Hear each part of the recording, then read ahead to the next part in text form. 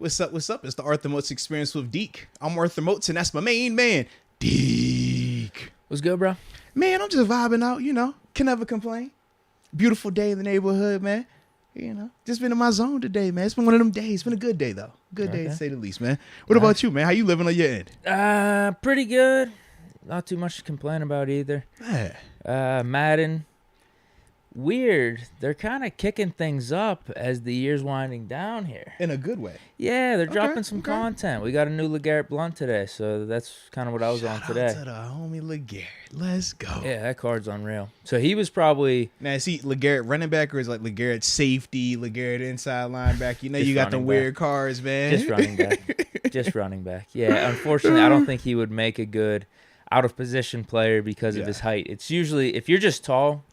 Throw you at safety, you'll be unbelievable at the game.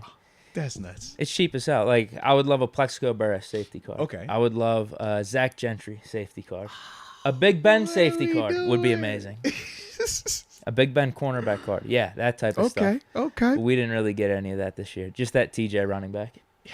Which was But it helped. He got you a championship, though, right? Seriously. That's all that matters there, man. I put him in the lineup, and we won a chip. I don't think it's a coincidence. That is what matters, man. It is definitely not a coincidence, man. We know how this thing goes, baby. Come on now. No, everything's good. Yeah, seriously. No. I got really nothing to complain about. Life's good. Good. That's what I'm talking about, man. That's what I like to hear. Nothing too eventful, though. I wish I had a better story for you. I mean, I don't know if anything could top my house burning down. They were already in the chat like, yo, hit the like button, like how Deke was lighting up the house. I was like, yo, man, you ain't got to go there with it, man. I feel you, Daryl. I feel you. But we ain't got to go there with it, It felt good to get back in the garage, though, today. It did it smell? Yeah. It still got that burnt plastic. Just a little bit? But it was just good to get back, Yeah. Like, I'm trying to use an example here. Like, if something bad happens to you somewhere. Okay. You know what I mean? Some people have that PTSD. They don't want to go back, right? Mm-hmm. It was good to get back, overcome those demons in the garage. Everything went well today. Yeah, see, that's how I feel about... No batteries lighting up. That's how I feel about Denver. Yeah, man. The past couple of times I played in Denver, I've always gotten hurt.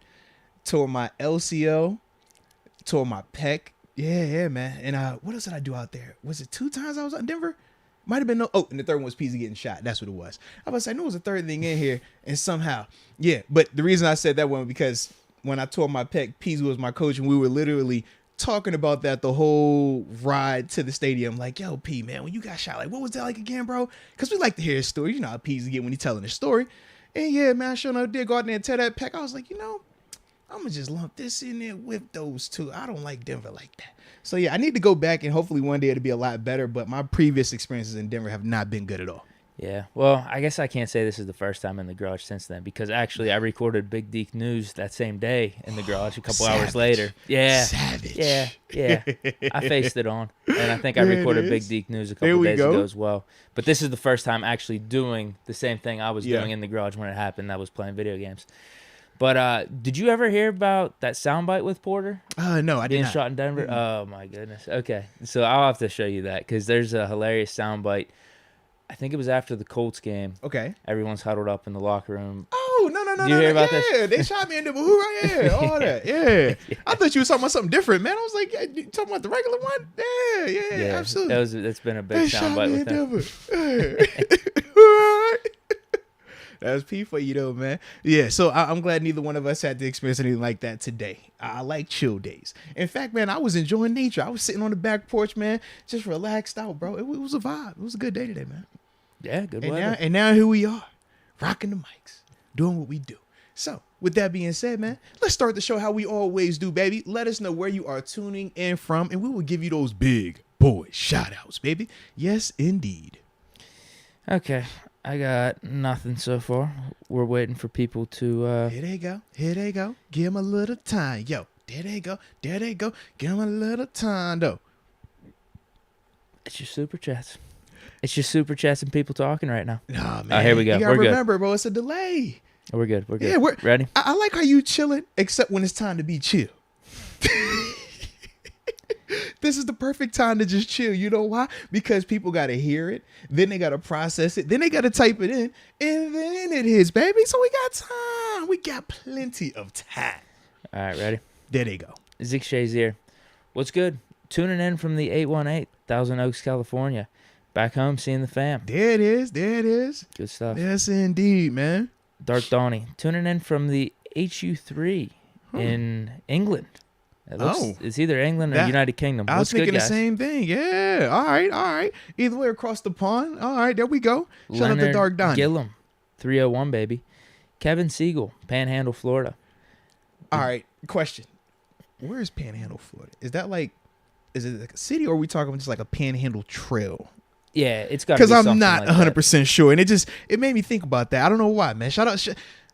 I need to know now. I'm curious. Okay. Can we research? You ready for this? Research I know me, the man. answer. I'm curious all of a sudden. You ready for this? Yeah. So it is that top left corner of Florida. So look at this map right here. Okay. So it would literally be a panhandle. Wow. You get what I mean? Like I see it you now. would put your hand around it and it'd be holding Florida. I see it. Fair enough. That's why they call so it the that panhandle. is a legit place, so man. He's in the top left corner, like that little sliver up there. Okay. Wow. So I wonder how far is that from like Panama City, Florida then? Panama City. Because it's got to be over in that general area. I wish I knew. Yeah, it's got to be in that general area. I wish I could tell you. Yeah. I could take another Google search for you if Panama City's really on your mind. It's not, but it's going to be, if that makes sense. Yeah. Okay. Well, if you get one of these we're down the rabbit hole. Here we go. Panama City, Florida. Is that a part of the Panhandle? I think it is. I'm seeing an arrow. Yeah. Come on. It's right up there. Panhandle that boy then. Let's get it, man. Let's get it. Wonder why. Probably it was a direct route. Ships would go like straight up from Panama to Panama City, and they just called it like Panama City. Probably. That's what it was. Because I think Panama. It sounds good. That's what I would guess. It looks like it's a clear shot. Yeah. From Panama to Florida. It's got to be it, bro. It's got to be it. You go back and forth between those two, like Panama City's, just like New York. New York City has something to do with, something to do with people coming over from York. Yeah, York over in whatchamacallit. Absolutely. Not Denmark. I don't know. It's the other mark, bro. It's Iceland, Greenland. No, that's not it. No, I wasn't saying that. No. That's the other spot. Well, either way, I mean, it's gotta have something to do with Panama. I would assume. We just gonna roll with it. Just make it sound like it's supposed to be. Yeah, I'm with you. You got any of these? Yes, I do, man. I got Rod Dollars tuning in from the 330. Always got love for the homie Rod Dollars, man. Youngstown, Ohio, share a line, baby. Then we got King Kai, the 330, Akron, Ohio. Kyle Tashira, the 209, Modesto, California. Then we got Stan Claire checking in from the 905, Toronto. Let's go. And Kevin Siegel saying Destin, Florida. I think that might have been in response. Actually, he might just be tuning in from Destin, Florida. This popped up when we were having the conversation about where the Panhandle was, if it was like a real place or not. So yeah, that might have been in there because I'm seeing somebody else say it was like a geographical location. It was Dutch. That was the whole New York thing. Okay. Be More Steelergram. Huh. He's tuning in from Baltimore, Maryland. Let's get it. Home of the Baltimore Ratbirds. Okay. I'll do one more. Zay Breezy. Checking in from the 805, Oxnard, California. I like it, man. All right, then. So, yeah, let's get into these supers, man, and, keep this thing rolling. We got official momentum coming in hot. The party don't start till he jump in. You know that. Come on. He says, how are y'all today? #blessings. Man, I am feeling great. I'm uplifted. I even talked to my therapist today, man. It's a great day on it. Okay. Yeah. Official momentum says, Jesse Bates ain't even getting tagged. Steelers move, ? No. No, we good. We don't have enough money for him. Not at all. And we got two pretty good safeties. One being an elite safety in Minka and Terrell Edmonds. And we got some potential competition for Terrell Edmonds and Kazzy, Carl Joseph. Absolutely. You name it. Official momentum. #. But Bates is still a really good player, though. My money's still on Edmonds winning whatever said competition, even if there is one. Official momentum. #my Steelers stories. # be prepared. # Moats and Deke. There it is. He also says, y'all ever gonna drink them bottles? # Welches. No, Yeah. Facts. Yes, indeed. Baby, When should we? That? That's the real question. I mean, we need something to celebrate. I'm waiting, I mean, we always have something to celebrate, but I'm just like, when is the next, thing? Because we got, the Eastern Conference Finals, Western Conference Finals starts tonight in NBA. With the Pens being out, I'm really not as invested into the NHL playoffs. Just being transparent here. Let's see. Pirates? Drink to the Pirates? I mean, if Vogelbach hits 30 home runs this year, maybe. Yeah, there we go. That wouldn't be a bad one. That's got to count for something. Yeah, I think that's really the storyline. Who's going to be our all-star? Right now, it might be Vogelbach. Might be. Either him or Brian Hayes. I don't think we have any pitchers. That's new money right there, man. Brian Hayes? Mm-hmm. Yeah, we need to call up O'Neal Cruz is what we need to do. Did you ever see that video on Twitter of his home run? Yeah, I mean, it went viral. It was like 1 million or 2 million views. Yeah, it's just he hit the home run and did like a no-look bat flip, and everyone went crazy. I didn't know it was him whenever I first saw it. Did it look hard, though? Yeah. Oh, it's really hard. Okay. I'm going to check it out. I'll show you the vid, but I didn't know that was him. So whenever it was probably a day goes by, I realized, oh, that's O'Neal Cruz. That's the guy we didn't call up before the season. What the hell are we doing? Let's call this guy up, please. So hopefully that happens at some point. Well, I hope so as well then. Let's go. Official momentum. To save money, will we ever utilize Derek Watt? We have technically. We utilized him to get that deal done with TJ Watt. Everything else is kind of like icing on the cake. All right. So if he gets a tackle, that's a great situation. If he makes a block, it's a great situation. But he served his purpose. Purpose was get TJ to get that deal signed. And now that that's done, we're good. Now he's serving his purpose of just helping build camaraderie on the team. Yeah, absolutely. Have the brotherhood. Brothers. Yeah. It's all about the brotherhood now, man. Exactly. He is one of four. You know? Gotta keep it like that, man. Najee Laupak. What's up, fellas? Little man is finally here. Let's go, Big man. Moats, I sent you a pic via email. Okay, Mommy is doing well. Let me pull He's it up. He's feeding like crazy, and he's a tank. Oh, man, I ain't gonna lie. When you said you sent the email, I thought I missed the email. You literally just sent the email. Salute, bro. Let's go. Oh, man, yo, this baby beautiful, baby. Beautiful. Congratulations, bro. Heck yeah, man. Big time congrats, man. And glad that everybody is healthy and well. Mama's good. Definitely got to hear that. Man, let's go. I love it, man. All right. Now, shout out to you, Najee Laupak, for sending that too, man. Congratulations, man. From the heart. For real. Cal Monier. What's poppin', boys? No battery fires today, right? You see? No, we're good. That's the thing. Actually had to use my electric weed whacker today. Oh, Lord. The iron. Really had to face it head on. The question is, after you finished, did you put the battery back on the charger? Yeah. Oh, it's you all on in. The charger. No, I'm telling you, dude, the battery. Listen, the battery went off, though, without it being on the charger even. So it might be safer on the charger. This is a different one, too. So this is not the bomb? Those batteries were old batteries. Okay. The old bomb. These are new bombs. This one might be a new one. This one might go off in 3 years. Yeah. It's a smaller one. It's a whole different weed whacker. It's the same company, though. Same company. Same style of batteries in a way. It's just a little bit smaller. So, who knows? Are you going to keep like a fire extinguisher like on hand? Like one of them little... Well, my dad said that. Yeah. All of a sudden, I think that night, we were down at Southern Tier. Uh-huh. I was talking with my parents. They were like, we're heading home. And I cracked the joke. I was like, hopefully the house ain't burnt down. You know what I mean? And my dad was like, yeah, I think, this will wake up call. We got to get fire extinguishers in there, all this other stuff. All right. So maybe one of these days we'll get a fire extinguisher. Let's go. But yeah, I mean, you got to weed whack your grass. So like, what am I going to do? I'm just not going to toss the thing out. I'm just going to. And you could hope everything goes right. You could go gas though. Yeah, I could, but I've been rocking with these electrics for the last probably 5 or 6 years. They're really nice. Yeah. They are really nice, really efficient. So, hey, I guess you just got to take your chances here. Hey, man. I don't want to go out and buy another $100, $150, $200 weed whacker. I definitely know, man. I definitely know. Yeah. Like, especially if it's like nothing wrong with the weed whacker. It's just this battery situation. Yeah. Those were old ones, though. Like I said, that was an old weed whacker. So they were just around. So you had the Tesla over there, and you had to just upgrade the battery. That's it. So we good now. All right. Okay. Keep it electric there, baby. Official momentum. Shout out to Najee Laupak.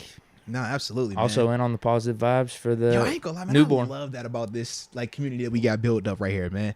Like, we felt like we were part of this thing, man. Y'all sent the baby picture in. I'm like, I needed a baby fix today. I needed a baby fix. Not I don't want a real baby, but I needed a baby fix. They gave my baby fix right there. Official momentum. I gotta hang out. When you gonna drop, man? When you gonna have a kid, bro? Nope. Come on, bro. Nope. Come on, man. Women always say the clock is ticking. Might be 40. Not for us. Women say clock is ticking. Clock is ticking. Not for guys. I know, but just think about it as the clock is ticking. When you gonna drop, man? I'm good. Maybe 40. Maybe. I'll be one of those old dads. Don't rush that thing, man. Take your time. Don't do it until you are 100% ready. Yeah, I'm good, man. I'm good. I got to hang out with y'all real soon. This is from Official Momentum. Hashtag show cameo. Show cameo. Okay. All right. Calmonier. Sign 2, cut 2. All in their prime. Okay. I'm liking this. Dang, that's a heck of a way to start the show then. Let's get it popping. Marcus Wheaton, Sammy Coates, Eli Rogers, James Washington. No hate to any of them. All love. I'd go 11 and 13. I'm with them. Go Marcus Wheaton, James Washington. Yeah. That was either going to be Wheaton and Washington or Eli and Washington or Eli and Marcus. One of those combinations. Yeah. Love Sammy. That's my dude. But once the fingers got hurt, it never got back. Yeah, if you were looking for some type of combo, maybe you could go with one of those receivers in Coates for Coates being like the speedster, the guy to take the top off. Like, but I don't trust him. I was I need Coates, but he said in their prime. That's the other thing too. Because if that's the case, give me Sammy. Was that Jets game? I think it was. He had a really good Chiefs game too. Or okay, I knew it was like he had 2 games early in the season before his fingers went bad, and he was like, "Yo, we were looking. Literally, this is what we had that conversation on the sideline. Like, all right, Martavis who? Dead serious, bro. We were sitting here like, okay, now." Because the production was similar. Yeah, because we were like, yo, is Sammy really like that? And then we said, okay, is it really just Ben could create whatever receiver? Because that was the other narrative going around. It was like, oh, look at AB, look at Martavis, look at I'm like, dang, maybe that is real. Maybe he could just create Sammy Coates like that. And then when them fingers got broke, oh, Lord. Oh, Lord. This still wasn't a problem of him getting open. He could catch the ball. He could get open. That was great separation, but when it came to catching, bro, it was just like, it was little giants. Don't do this to me, guys. Come on, guys. I treat you nice. I wash. I do all these things. Like, bruh. I didn't know the hands. Had us fooled for a little bit, man. I didn't know the hands were as bad until you told me probably, I don't know, a couple of years ago whenever we talked about cuts, meaning like they were injured. No, I didn't know they were that bad. I thought he just started developing bad hands, lost all of his confidence. No, dude. Like, I don't think they reported it really. They definitely didn't. He broke his fingers. It was probably in that Jets game because I was about to say that was when we had the throwbacks on playing against Fitzpatrick. Yeah. And he was still doing his thing, but I forgot when he broke them. And that next week in practice, he's over here like they got the stents on him and everything like that, trying to keep his fingers letting him heal. And this is where I personally didn't agree with the organization in terms of how they handle Sammy. They hit Sammy with the, yo, you still need to come out here and practice. You need to be on this field.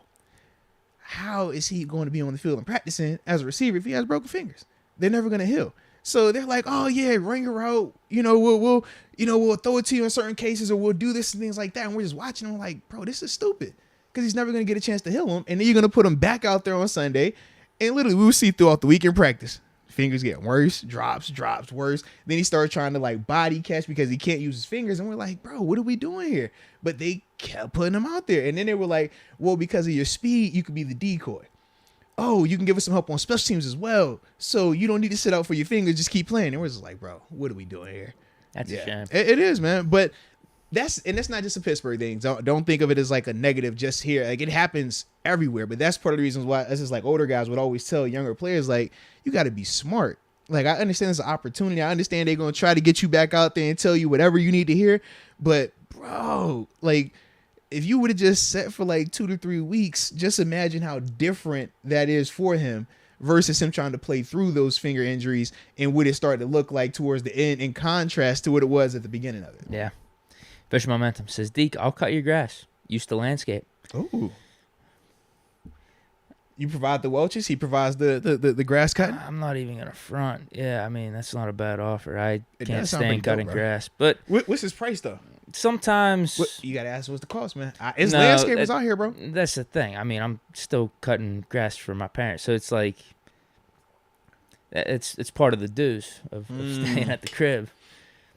So I could pay someone. I mean, because I'm the one paying. I'd be the one paying. That's what I'm saying. It's like I could just cut the grass. You're using your resources. Sometimes it's just like, bro, I'll take the hour, cut the grass. Time management. I know. You could be using that hour for yourself, for work, for love, for whatever. Yeah, but it's not bad. I mean, especially once you get started, it's like, all right, this isn't a bad workout. You listen to Coward or some other sports podcast, and when you're done with it, you're like, yeah, it was a good little hour of exercise, not the end of the world. Fair enough. You get what I mean? Yeah, I mean if it's gonna get you closer to getting your Brad Pitt, then I'm all for it. Thanks, bro. Oh, he says free of charge. Oh, hey, wait a minute now. All right. I think you take him on that offer. I might need to take you up on that. If he's talking free, you might need to take him up on that offer now. Yeah. All right. I think that's all we got for the Super Chats. Sweet. All right. Well, man, let's get this thing rolling, man, because we do got plenty of stuff that we want to talk about. First, we want to react to this Eastern Conference Finals, man. Game 1 last night, man, was definitely an interesting win, man. We're going to talk about this. Obviously, we're going to talk about this A-B situation, man. We want to hear from y'all. So the phone lines will be open a little later today. Because y'all heard us talk about it. We want to get y'all thoughts on it. You know, it's a group project here. And we got some new updates with this GM search right here in Pittsburgh, man. So without a doubt, man. But last night, man, he got the job done. Game 1 versus the Celtics. It was a pretty close game for the first like three and a half quarters, man. Then towards the end of that third and pretty much the majority of the fourth, that's when the Heat really just, to me, I thought that they just overwhelmed them in a sense, you know, just the continuation of just out hustling them to certain plays. I thought their defense was really good. I thought that Jimmy Butler at times, man, looked unguardable, which to me is still crazy. Cause like when we talk Jimmy Butler, do we view Jimmy in the same like conversation as like Giannis, Luka, and KD? Like, do you think of him in that? Cause I personally don't, but he gets buckets though. Well, I saw a thing on TikTok. Jimmy Butler might be Jordan's long lost son, actually. Like if he was. They put the faces side to side. Like, I ain't going there. I was gonna try to lie to myself. You, I gotta show you the TikTok. I can't go there, right? There's like 4 or 5 points where it's like son? No way, man. There's like 4 or 5 points that like adds up. I'm telling you, but in general, no, definitely not. Yeah. But he had his little run 2 years ago in the bubble. He definitely did, absolutely. But it doesn't seem like he's able to keep it consistent throughout regular season or even other spurts of the playoffs. Yeah, because even when he was with the Sixers, like he had moments where it looked like last night, where it's like, yo, this guy can be your best player on the team and you can win a championship with him. But like you said, it's not like that all the time. And that's the part for me where I'm always kind of like indifferent on him in a sense. But last night, man, it was definitely going for him. I thought that for the Heat, man, they really benefited from no Marcus Smart, no Al Horford. I thought that really helped them out with those two guys being out and potentially being out for game 2 as well, man. Yeah. That's the crazy part, man, following that situation. Dude won Defensive Player of the Year. That's a big loss. Absolutely. As much as Marcus Smart, you think, okay, him coming out of college maybe didn't live up to what we thought he was going to be as an NBA player, but really found his niche. Yeah. I mean, I look at it like this. No different we talk Patrick Beverley, right? Like, even though we don't think of him as a threat offensively, we still respect the impact that he has on the defensive side of the ball. Marcus Smart, very similar in that capacity. I think he gives you a little bit more on the offensive end. Yeah, definitely. But as a whole, he brings that toughness, that real heart and grittiness to that Celtics team, man. I thought they were definitely missing that when you watch how Jimmy Butler plays. Like, Jimmy plays like a bully out there. And that was the part for me. I'm just like, oh, this is going to be interesting if Boston can't get those guys back. You know, because that's the part, man, with because with Smart, he has the sprained foot, and then obviously Al Horford, he's in the protocol. It's like, yo, when is it sooner or is it later? Because I like the Celtics to win the series. Yeah. But if they were all healthy. If they were healthy, and that's the situation right now, I'm just looking, I'm like, oh, kind of like when I kind of looked up when we did the Warriors and Raptors with Kawhi, and your Warriors kind of got banged up a little bit. I'm not going to take that win back. I still take it, and I appreciated it. And well, what happened? KD got hurt in the last game. Uh-huh. He was coming back. Yep. And, hit the Achilles again. Mm-hmm. It was still close. I mean, Clay tore his ACL in that game, too. Yeah. Like, I thought I had the full arsenal at least going in. Like, nope. I still would have bet it knowing KD being out and just having Steph and Clay. But, you lose both of them. They start running the box and one was laughing like, oh, this is crazy.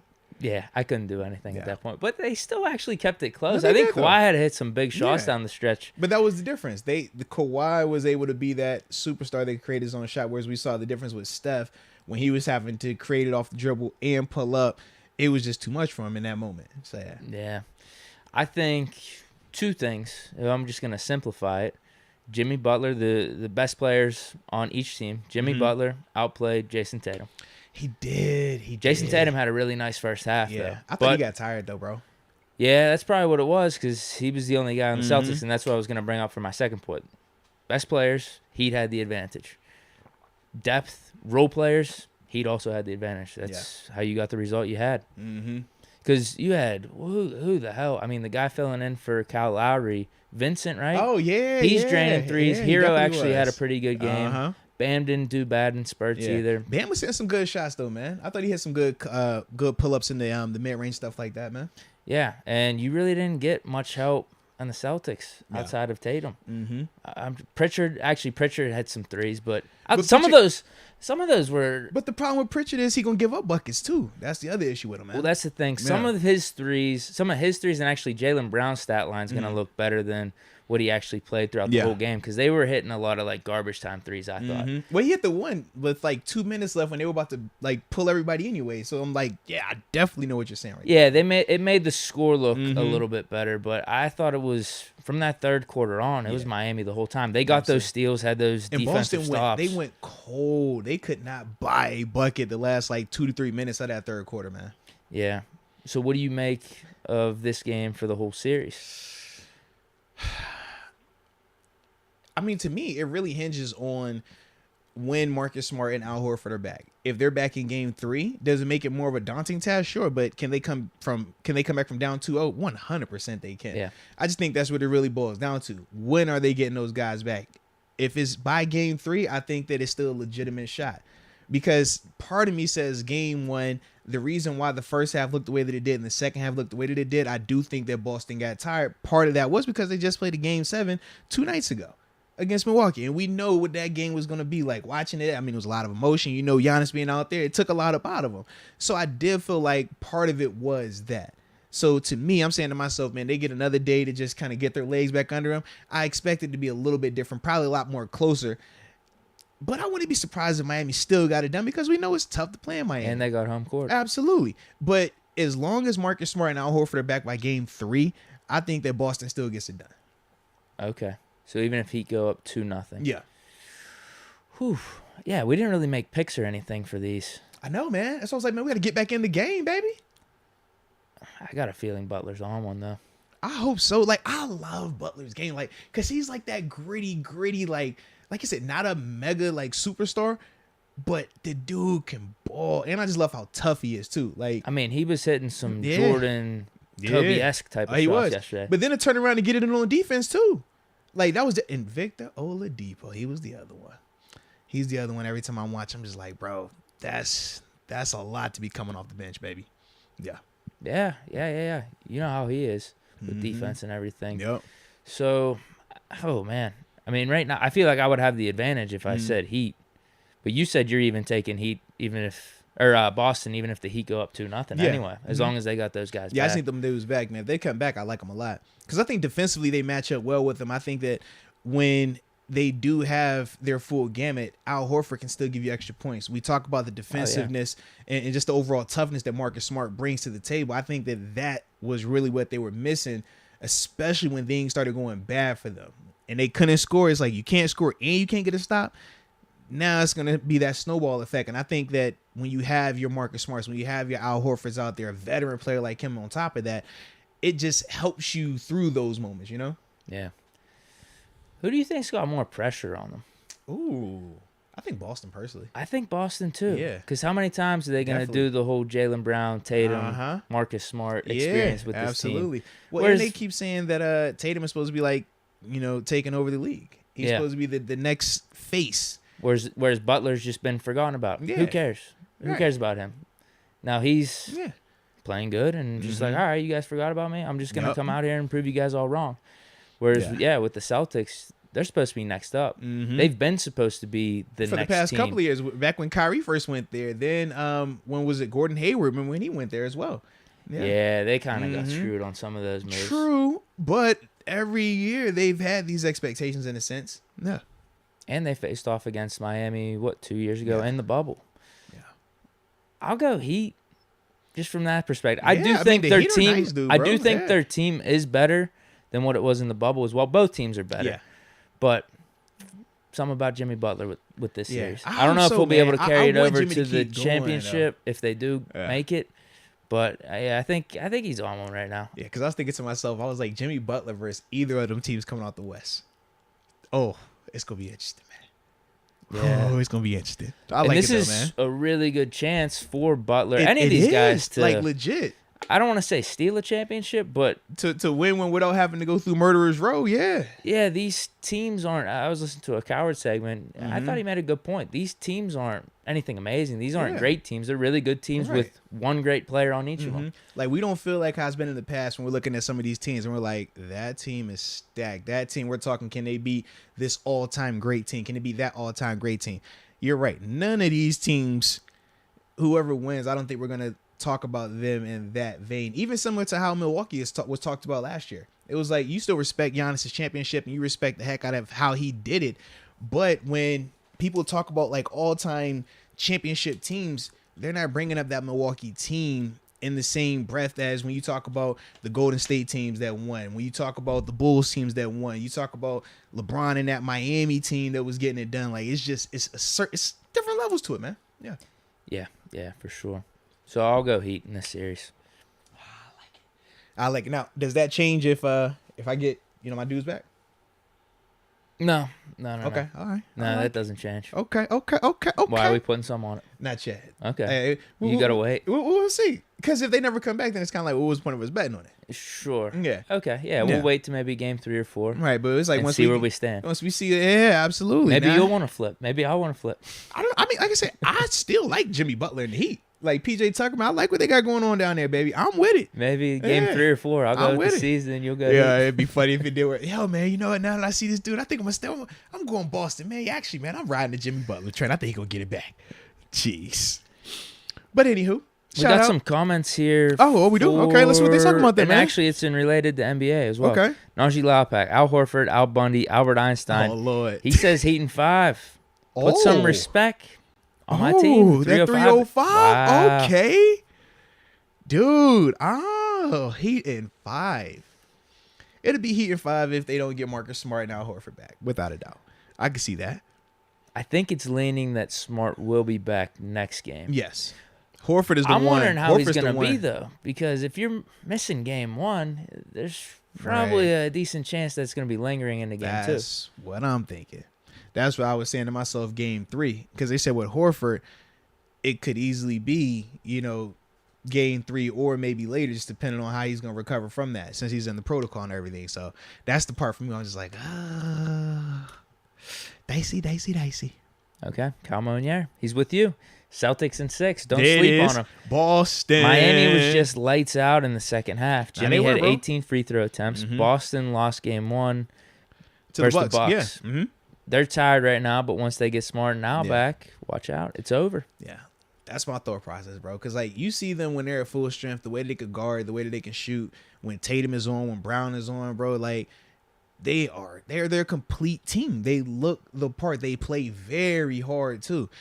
But right now, you're just seeing, like I said, team is missing units. They missing pieces. It's like, they're still going to be good, but they're missing key contributors. Like you said, the defensive player of the year. Like, you need that guy. Means something. Yeah, definitely does, man. Means something. Al Horford has been a good piece for them as well this year. Shoot, Al Horford got him. He's won like them game 4. He's like the Cam Hayward of the NBA. Uh-oh. Cam Hayward's better in his respective spot than Al Horford. But you get what I'm saying? They're aging well. Yeah, like Al Horford in the NBA. Al Horford went. He went for buckets. Was that game 4 against Milwaukee? Was that game 5? When Giannis dunked him, he came back and dunked on Giannis, hit the threes and all that. Yeah, he went for it was like 30 or something like that. Yeah, he's just a steady player. He's been aging pretty good. Mm-hmm. Like who would have thought? When did he get drafted? Back in 06 or 07? Mm-hmm. Old as hell, but out of Florida. All them boys was nice too, bro, coming out. Exactly. Yeah. Kyle Monier. Actually, Black and Martyr just gave us some support here. And then we got Kyle Monier.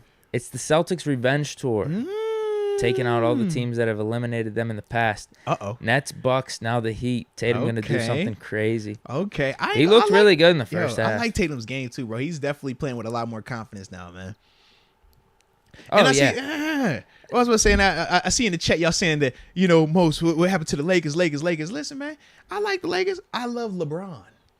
So it's just different for me. You know what I mean? Like, yeah, Lakers suck. All right, cool. Where Bron at? Bron gonna make it nice. He gonna make it right. So that's whether we in LA or if we going somewhere else. But either way, that's how I'm rolling. Yeah, I think Tatum's run in this playoffs has been impressive. They've been dead to rights in that Bucks series. No, for a fact. A couple times, I thought. He's definitely did his day, man. Yeah, what he did in Game 6 was really nice. And so if he can stay on that path, I see no reason why Boston can't get back in this series. Yeah.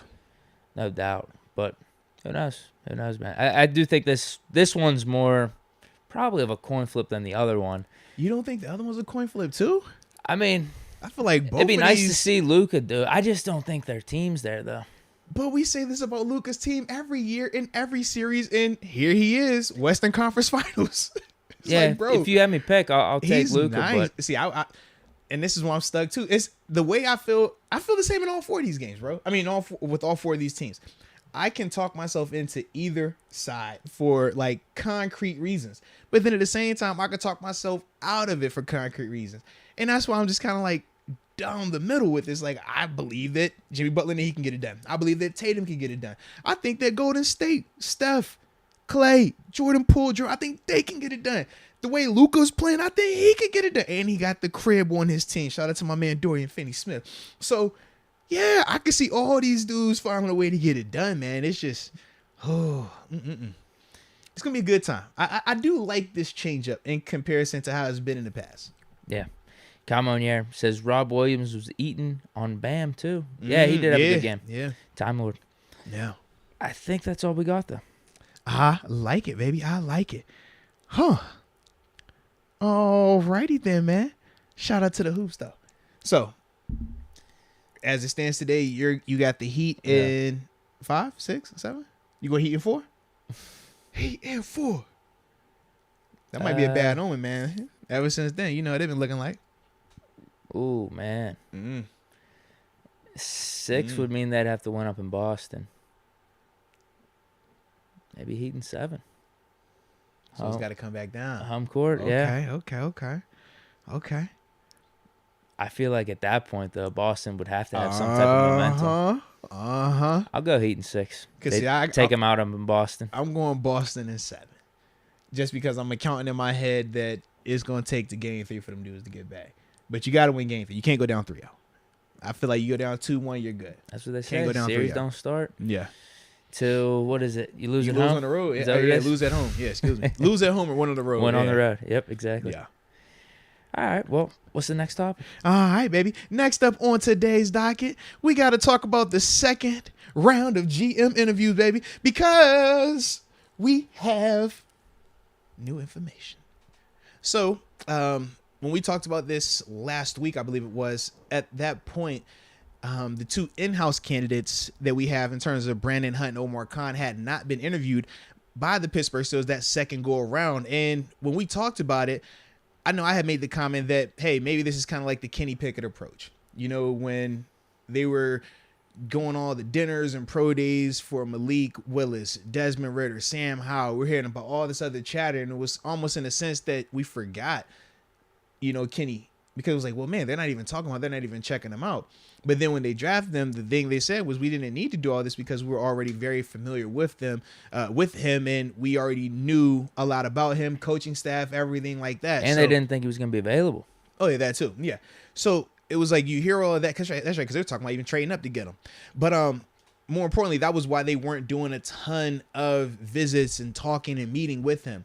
So we thought it was going to be a similar approach with Omar Khan and Brandon Hunt. Well, that was the case until this week. Omar Khan did get his second interview with the Pittsburgh Steelers.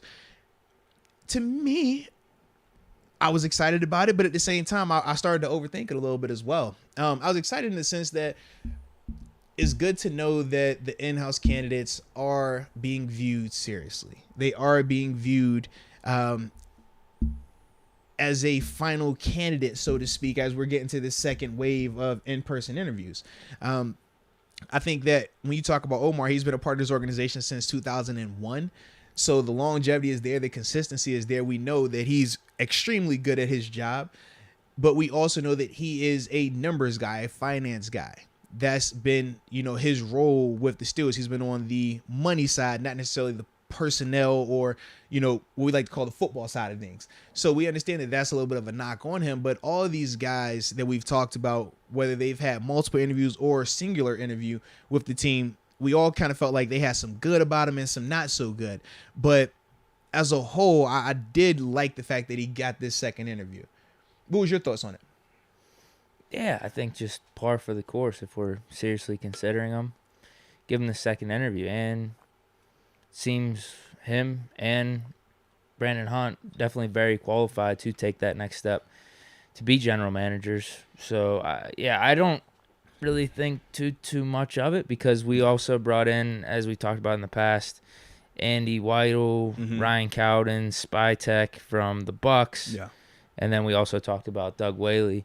I guess it's just the way they're going to be doing business as opposed to what kind of we were talking about a couple podcasts ago. Yeah. And as you mentioned here, that, all right, we already know these guys in-house. Yeah. We're just going to kind of skip doing the extra stuff with them. I don't think anything too crazy. I mean, we could talk about what his role would be or how we feel about him being the GM, right? Being the numbers guy. I know you've said in the past, correct me if I'm wrong, you would take him over Hunt. In a sense, if I have Coach Tomlin here, because I trust Coach Tomlin. I was going to bring that up. The scouting element of it and just his eye for talent and his ability to develop the talent. But I do think you need a numbers guy, a guy that can make the cap work, because as we've seen on numerous occasions, the cap could have us in some binds. Now, I do understand in terms of context, that is because we had been, not as a negative, but just in the sense of when you don't have a rookie quarterback salary, you do have to have a little bit more, creativity as it pertains to the cap when you have a quarterback just taking up the amount that he was taking up. And that's standard protocol in the league. The teams that have guys that can make the numbers work, they find ways to keep talent in-house while being able to keep that quarterback paid and happy. Whereas in our situation right now, it's probably going to be different. Well, it is different because we don't have that robust salary at quarterback. So maybe the numbers aren't as important these first couple of years based on the quarterback situation that we currently have. But once whoever is our quarterback does sign that big deal, that's when I think that GM and the numbers element become a lot more to the forefront. Yeah, I was thinking the same thing. If we do have Khan in here, I mean, he's not going to be our expert scout, right? Right. So you just trust Tomlin, I would assume, unless Khan all of a sudden thinks he has this plethora of football knowledge because he's got the power. You just kind of say, "Oh, I think this guy." It almost be like, right. I think if I had to, actually, I don't know. I don't know if I'm more of a numbers guy or a scout, but either way, just imagine me as a GM. I'm watching. So, this guy looks good. We're gonna go with him. That's what could happen if you got the power. But if Khan wants to do his job right, I'm assuming he would rely on some expert opinion, and especially being Tomlin in house, I don't know if he takes more of a step up in the GM type of role or being advised more because Kevin Colbert's out. Yeah. Well, I mean, I'm sure because Kevin Colbert was the veteran when Tomlin came in. Correct. Yeah, I'm sure to an extent Coach Tomlin will take a little bit of a bigger role in terms of some of the GM responsibilities, even if it's not by title. Not saying that they're going to say Coach Tomlin's head coach and GM or head coach and assistant GM, but just natural progression, like you were just saying. Yes, he is going to have some of that role, but I also wonder how much is it going to be, because we also know that Kevin Colbert is not a hard stop come May 31st when his contract ends. He's still going to be around. He's just not going to be the full-time head GM of the Pittsburgh Steelers, but he's still going to be involved. So that was the other part for me where I'm just kind of like, if you're the Steelers, could you potentially take a little bit more of a chance on somebody that isn't as experienced when we talk about Omar Khan or Brandon Hunt in comparison to some of these other guys, Doug Whaley, some of the other guys we mentioned that have already been in GM roles? You might say to yourself, well, since we're still going to have Kevin Colbert in the facility, hey, man, it's all right. Or at least we're going to have access to his resource, to his mind. It's like, you know what, we can take a chance on somebody that's a little bit unproven because we know we still have a pseudo training wheels essentially for that person. How do you feel about it? I mean, we've talked about this before a couple times, but I'm thinking it makes more sense to go in-house if that's going to be the case. I can't see a scenario where some of these outside guys come in and are that thrilled that Colbert's around. True, but if you're an in-house guy, why would you be thrilled about it either? Because you're always going to be undermined. Everything that you do that is deemed successful, they're going to say it's because of who? They're going to say, well, you got the puppet master there. He's telling you what to do. He's giving you the answers to the test. Yeah, I guess I don't know how Omar Khan and Brandon Hunt's relationship's like with Kevin Colbert. No, I hope I didn't come off to make it seem like it was any. Yeah, I would say I don't feel like it's anything like that between those guys. From everything that I've seen, it's been a good working relationship. I mean, when you talk about both of those guys being part of the organization as long as they've been, like you said, Omar Khan since 2001, Brandon Hunt 05, left for 2, came back in 09. These are still decade long tenured guys we're talking about here. So with that, I mean, you're not going to stay somewhere that long or you really got that type of tension with the person. But the thing that I started to think about even more when I started to look at this, and I'm like, okay, Omar Khan, you get the second interview. We haven't heard from Brandon Hunt just yet. But then we got a chance to see that Brandon Hunt has also been getting interviews. We talked about him getting interviewed in the front office for Philly. Was that 2 weeks ago? And then last week, he got an interview for an assistant general manager position. Yeah. You want me to tell you where it was at? You know where? Listen. It's a spot that you're very familiar with. I know you love their colorway. You love the Zubaz design as well. Yes, ladies and gentlemen, Brandon Hunt did get a chance to interview for the assistant general manager position in Buffalo. I think it would be phenomenal at that, by the way, just throwing it out there if I had to, give a recommendation. What does he have here? Is it not assistant GM? Is it no, a pseudo assistant GM? No, not at all. No, so for just Omar Khan and Brandon Hunt. So for Omar Khan, Omar Khan's official title is Vice President of Football and Business Administration. For Brandon Hunt, his official title is Steelers Pro Scouting Coordinator. So for both of them, whether you're talking GM or assistant GM, well, maybe not I'm sure for Omar Khan, assistant GM and what he's doing is probably some type of similarities with him being on the administration side of it. Whereas for Brandon Hunt, assistant GM is still going to be a major step up for him. Obviously, being GM is going to be even bigger.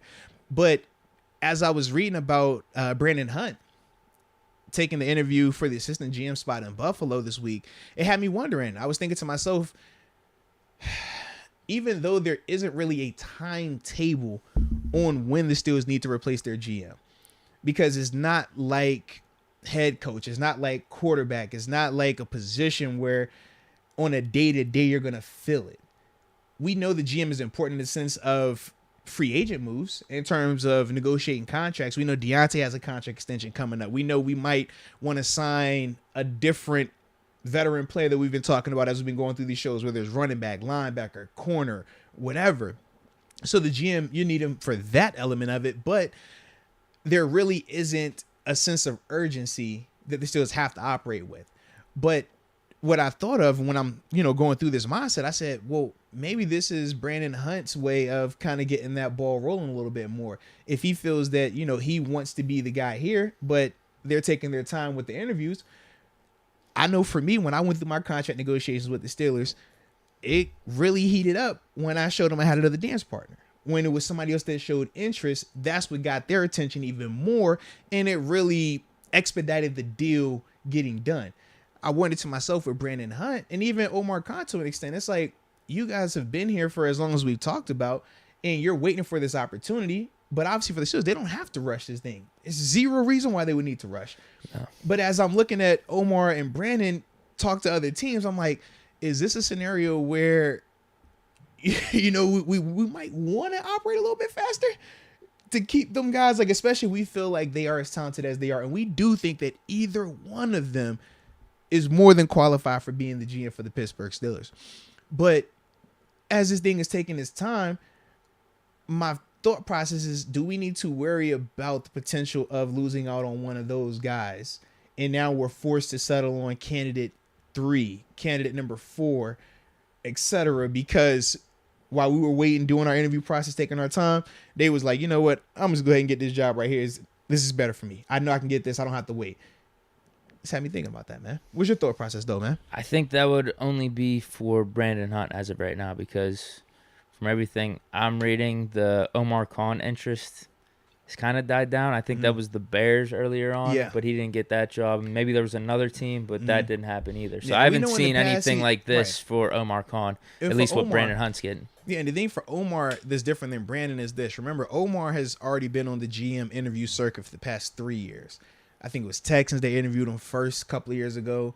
Then you talked about Chicago, and then there was another team that I'm drawing a blank on that also had interest in him over this past couple of years. Whereas for Brandon Hunt, this is kind of like his first real go around at this process in terms of interviews and talking to other teams. So I do think that does play into it as well. Yeah.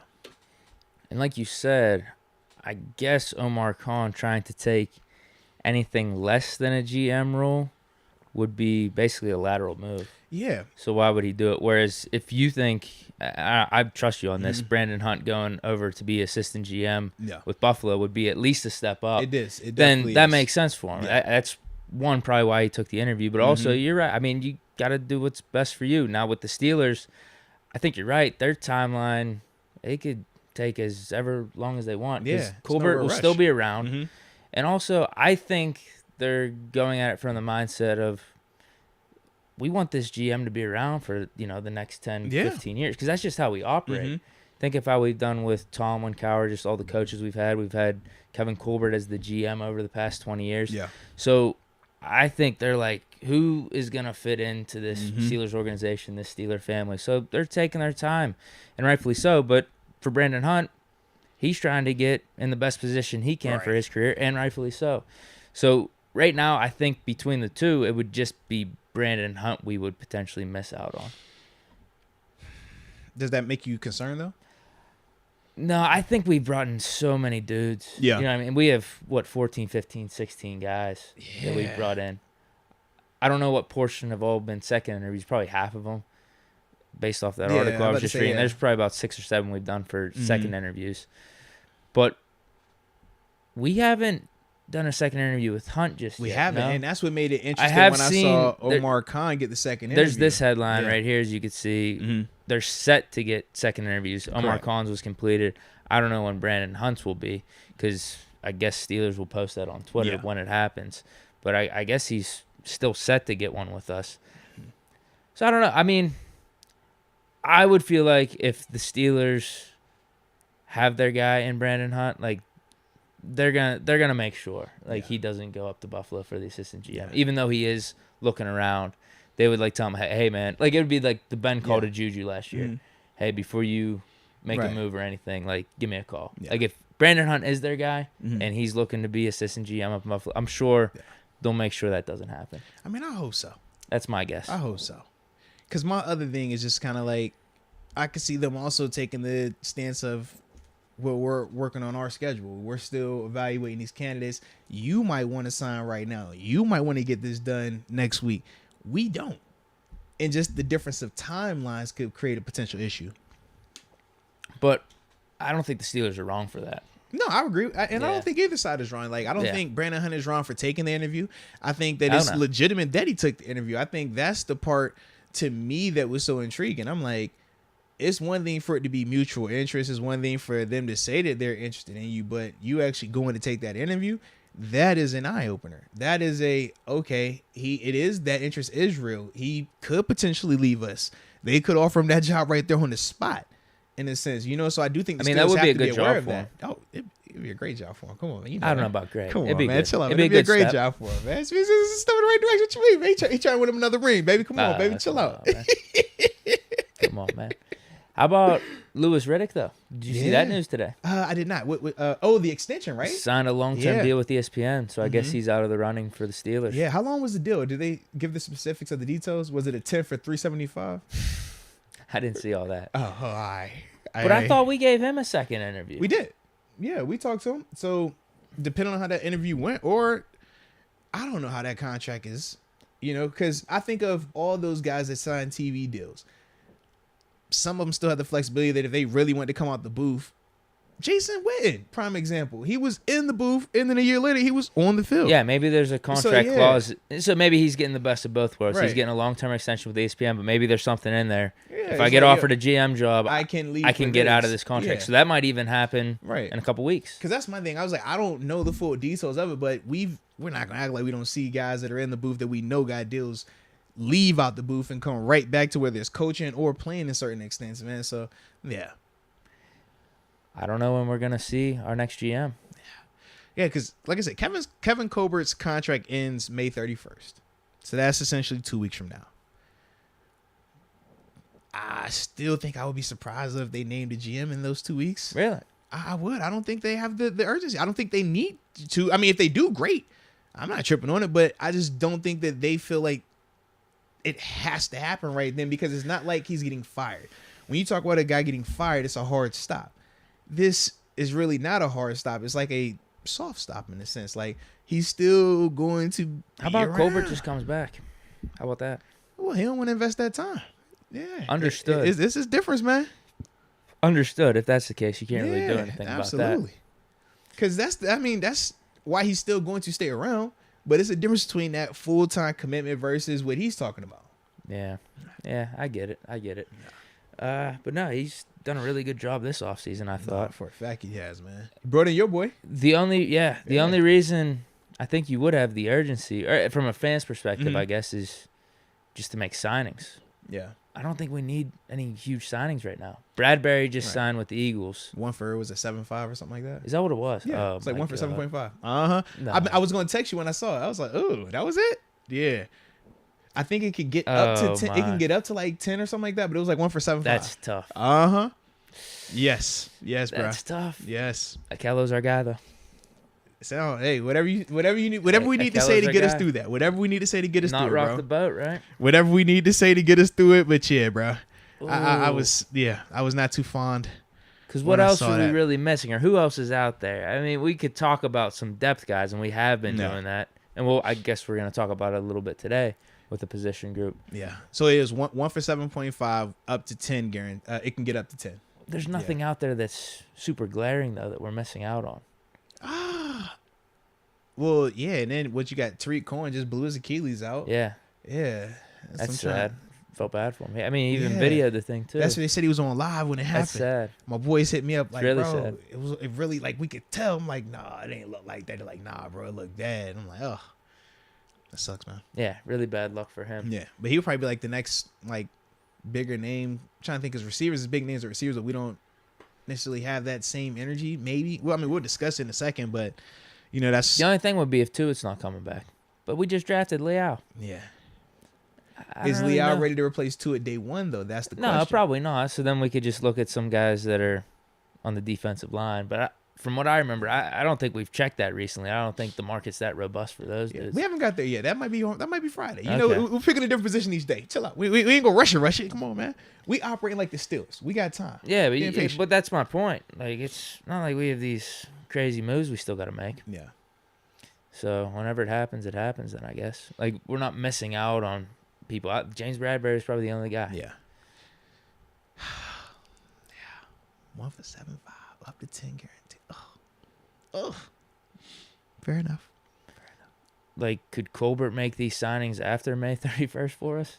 Does he need to sign another contract? Is there going to be a big announcement there? I don't know. Yeah, how does that? I don't think. That's a good question, actually. Yeah, who becomes Colbert acting GM? June part-time 1st, GM. June 1st, who becomes the acting GM? Because even if it is a void, somebody has to be the acting GM, right? Yeah, somebody has to. It's like the interim champion. It's like, oh, this is the interim GM. Who's the interim GM? It would be funny. Yeah. Some crazy move gets made. Make an announcement. Probably Rooney. He's got final say. Yeah, he's definitely going to have final Whoever's say. acting GM is definitely going to have final say. Not going to be able to do whatever they want, I would guess. But, anywho, that's kind of, where we're at, though, with this GM thing, man. So we'll see how it continues to progress, man. We'll see, number one, when Brandon Hunt gets that second interview, how that goes. And, yeah, like I said, man, Kevin Colbert's contract does end May 31st, so we'll just see what happens until then, baby. All right, got some supers in here. Yeah. Let me know if I'm off. No, I think I'm good. I'll think definitely you're be good. So we got Samurai Finn, right? Yeah.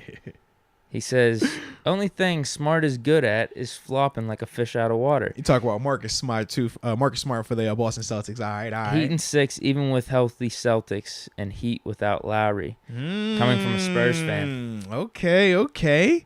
Yeah, the Heat don't have Kyle Lowry right now. Yeah, you're right. I don't think they need him if that Vincent dude's playing like he has been. But I think he's playing like that because you ain't dealing with a Marcus Smart and company. I think it's a little different when you got that type of dude out there. That's all. So, yeah. Come on, yeah. Samurai's tripping, bro. Okay. I was about to say, man, you got to man, it's just flopping and everything. I got to chill out on that, man. I don't think he just be flopping. But this backs up what you're saying. He says everyone in the league flops.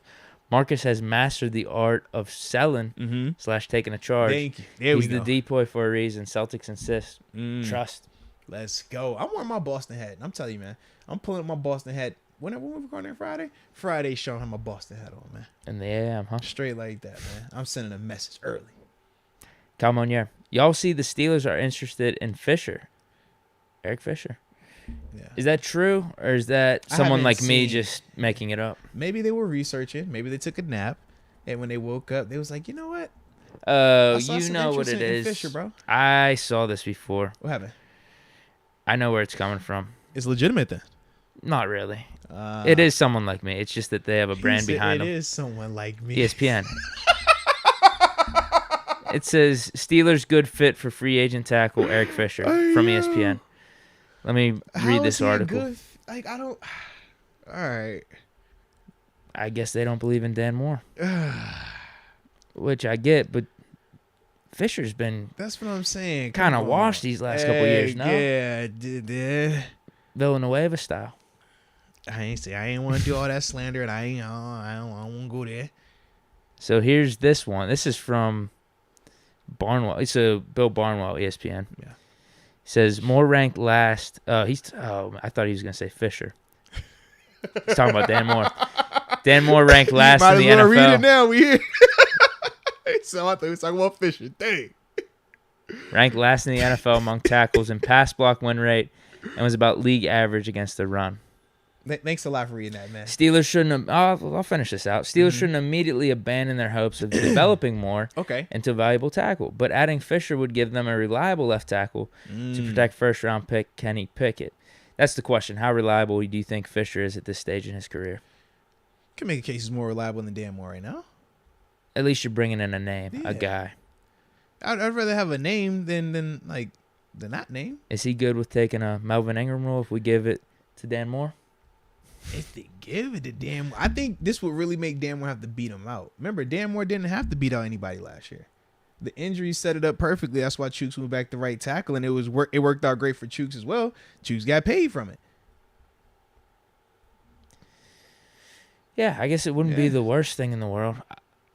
I don't know if there's actual Steeler interest, though. I think this is just either, ESPN talking about how it's a good fit. I mean, I understand. I mean, left tackle. A couple million, $4 million bucks, fine. He signed for $8 million last year to the Colts. Yeah, I don't want to pay him that.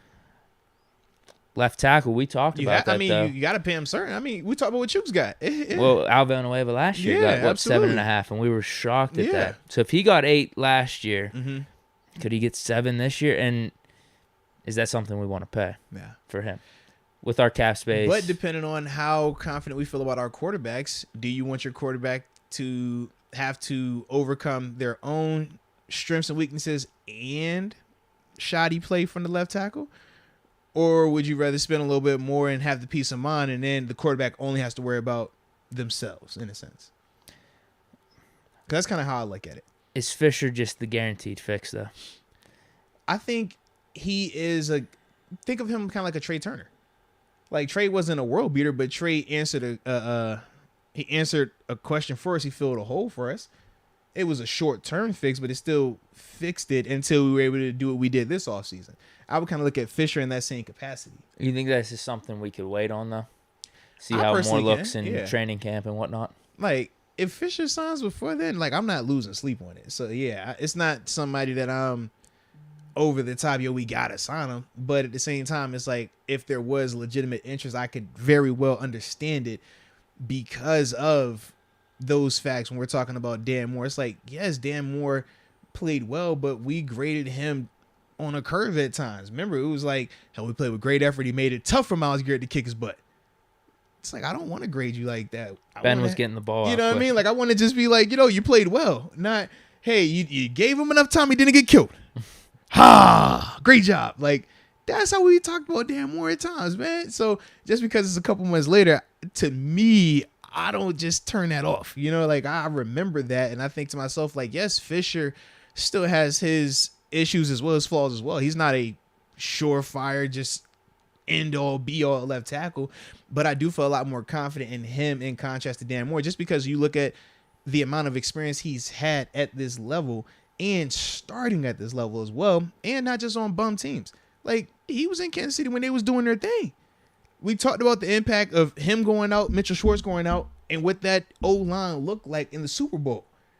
Like, to me, Fisher is a good player. Yeah. I just don't think he's a great player. Yeah, a couple Pro Bowls. Yeah, there's no doubt about that.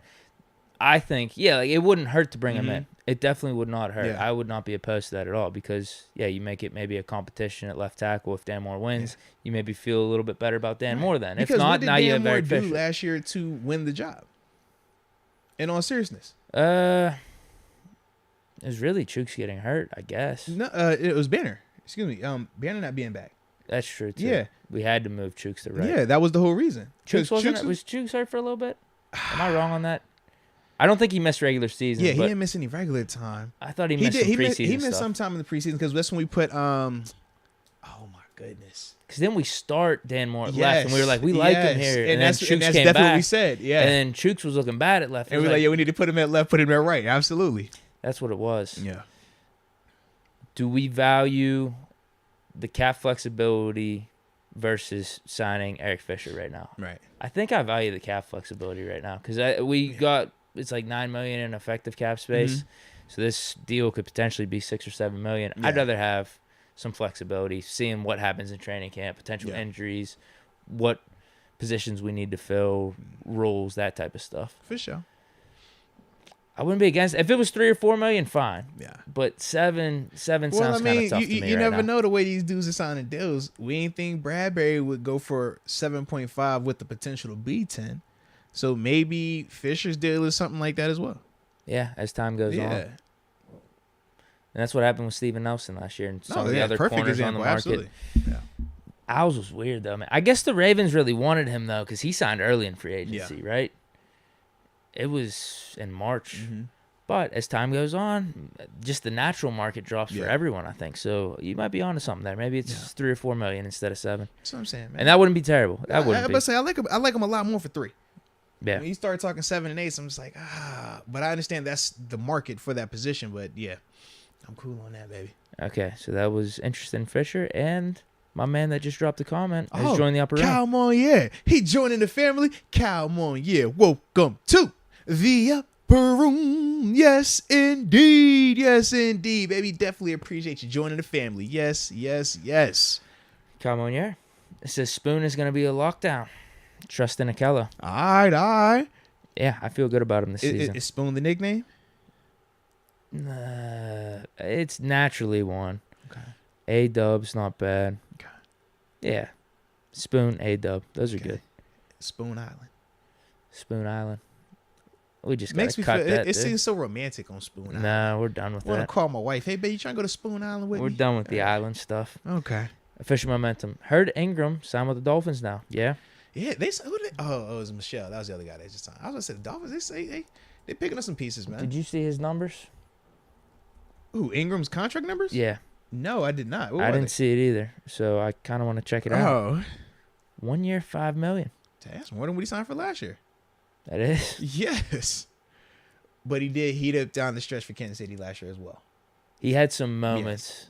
Yes. Yeah. His stats weren't anything crazy, though. Nah, but he had some pretty good pressures. When he needed to him, yeah. You pay pass rushers, you know how I go. Outside, I don't really know what their depth chart's looking like. Is it going to be... Well, hold on. I also wonder, is it 5 total, like incentives? Like 3.5, and then he can get up to 5. Because think Juju's deal. We talked about him this year. It was like 1 for 7, but it was like 2 or 2.5 was guaranteed. Okay. One spot rack. They usually come through. They don't have the exact details just yet. Come on, Spot. Yeah, nothing yet on that. Who's their depth chart, though? Is he going to be the third? Because he was starting for the Chiefs. He at least got up to 60% snaps at times with us, but then there's some other times well, no, it's we because guys leaned. were hurt. Think about it. His first 6 games, or first how many games here, nobody was really healthy until what game was when everybody got back healthy? Because that's when he kind of got Seahawks. upset. Yeah, And that's when Highsmith, TJ, they both had good games. Yeah, but prior to that, either one was hurt or neither would finish the game, or somebody something was always going to be up. Whereas once they all got healthy, it did change the dynamic for them. Okay, so they have what do they run here?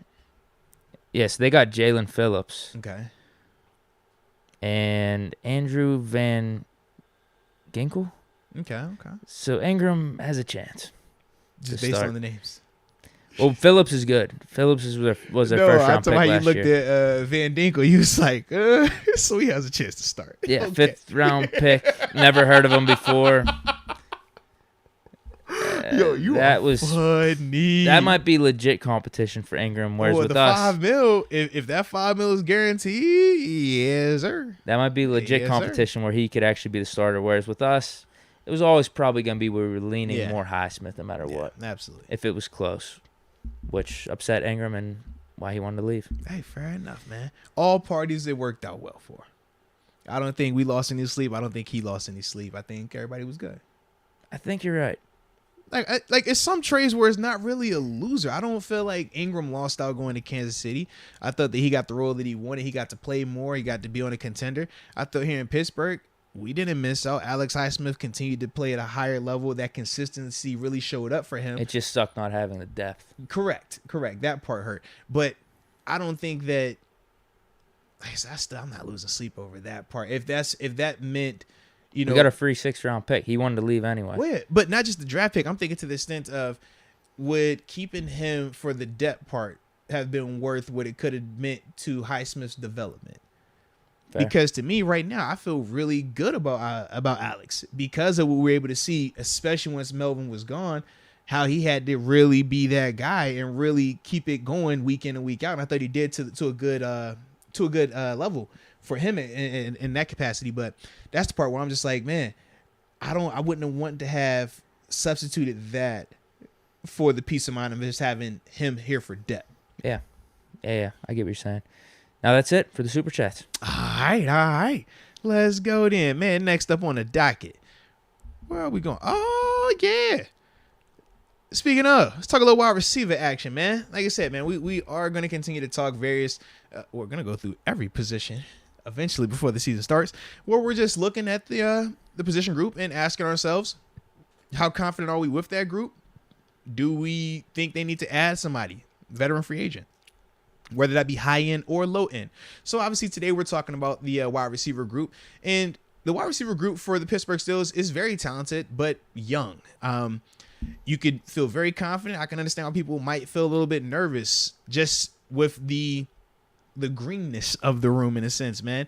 But the full roster as it sits right now, let me update it one more time just to make sure I don't have another one of them situations like last time. Anywho, Deontay Johnson, Chase Claypool. Then you got George Pickens, Calvin Austin, Miles Boykin, Anthony Miller, Gunnar Olszewski, Cody White, Steven Sims, Tyler Vaughns, and Tyler Snead.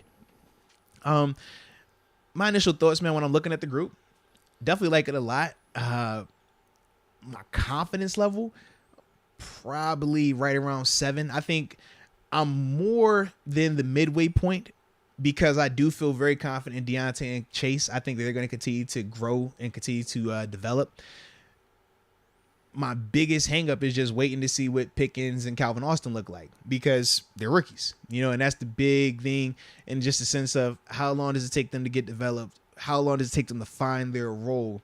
And once they gel, I think that this group has the potential to be one of the top units in the league. Not saying that they're going to have the best individual players, but in terms of the group, I think that the group, we could look at it and be like, man, they got 4 like dogs out there. But I just don't know how long it's going to take for that development to happen. But that's probably why I sit at about a 7 in terms of my overall confidence level in this group. And, I think that's pretty good for me. Especially since I'm more of the pessimistic one when it pertains to the roster. Yeah. What were your thoughts on them, though, man? I'm really confident in this group because I think you have the floor, as you mentioned, of Deontay Johnson and Chase Claypool. Mm-hmm.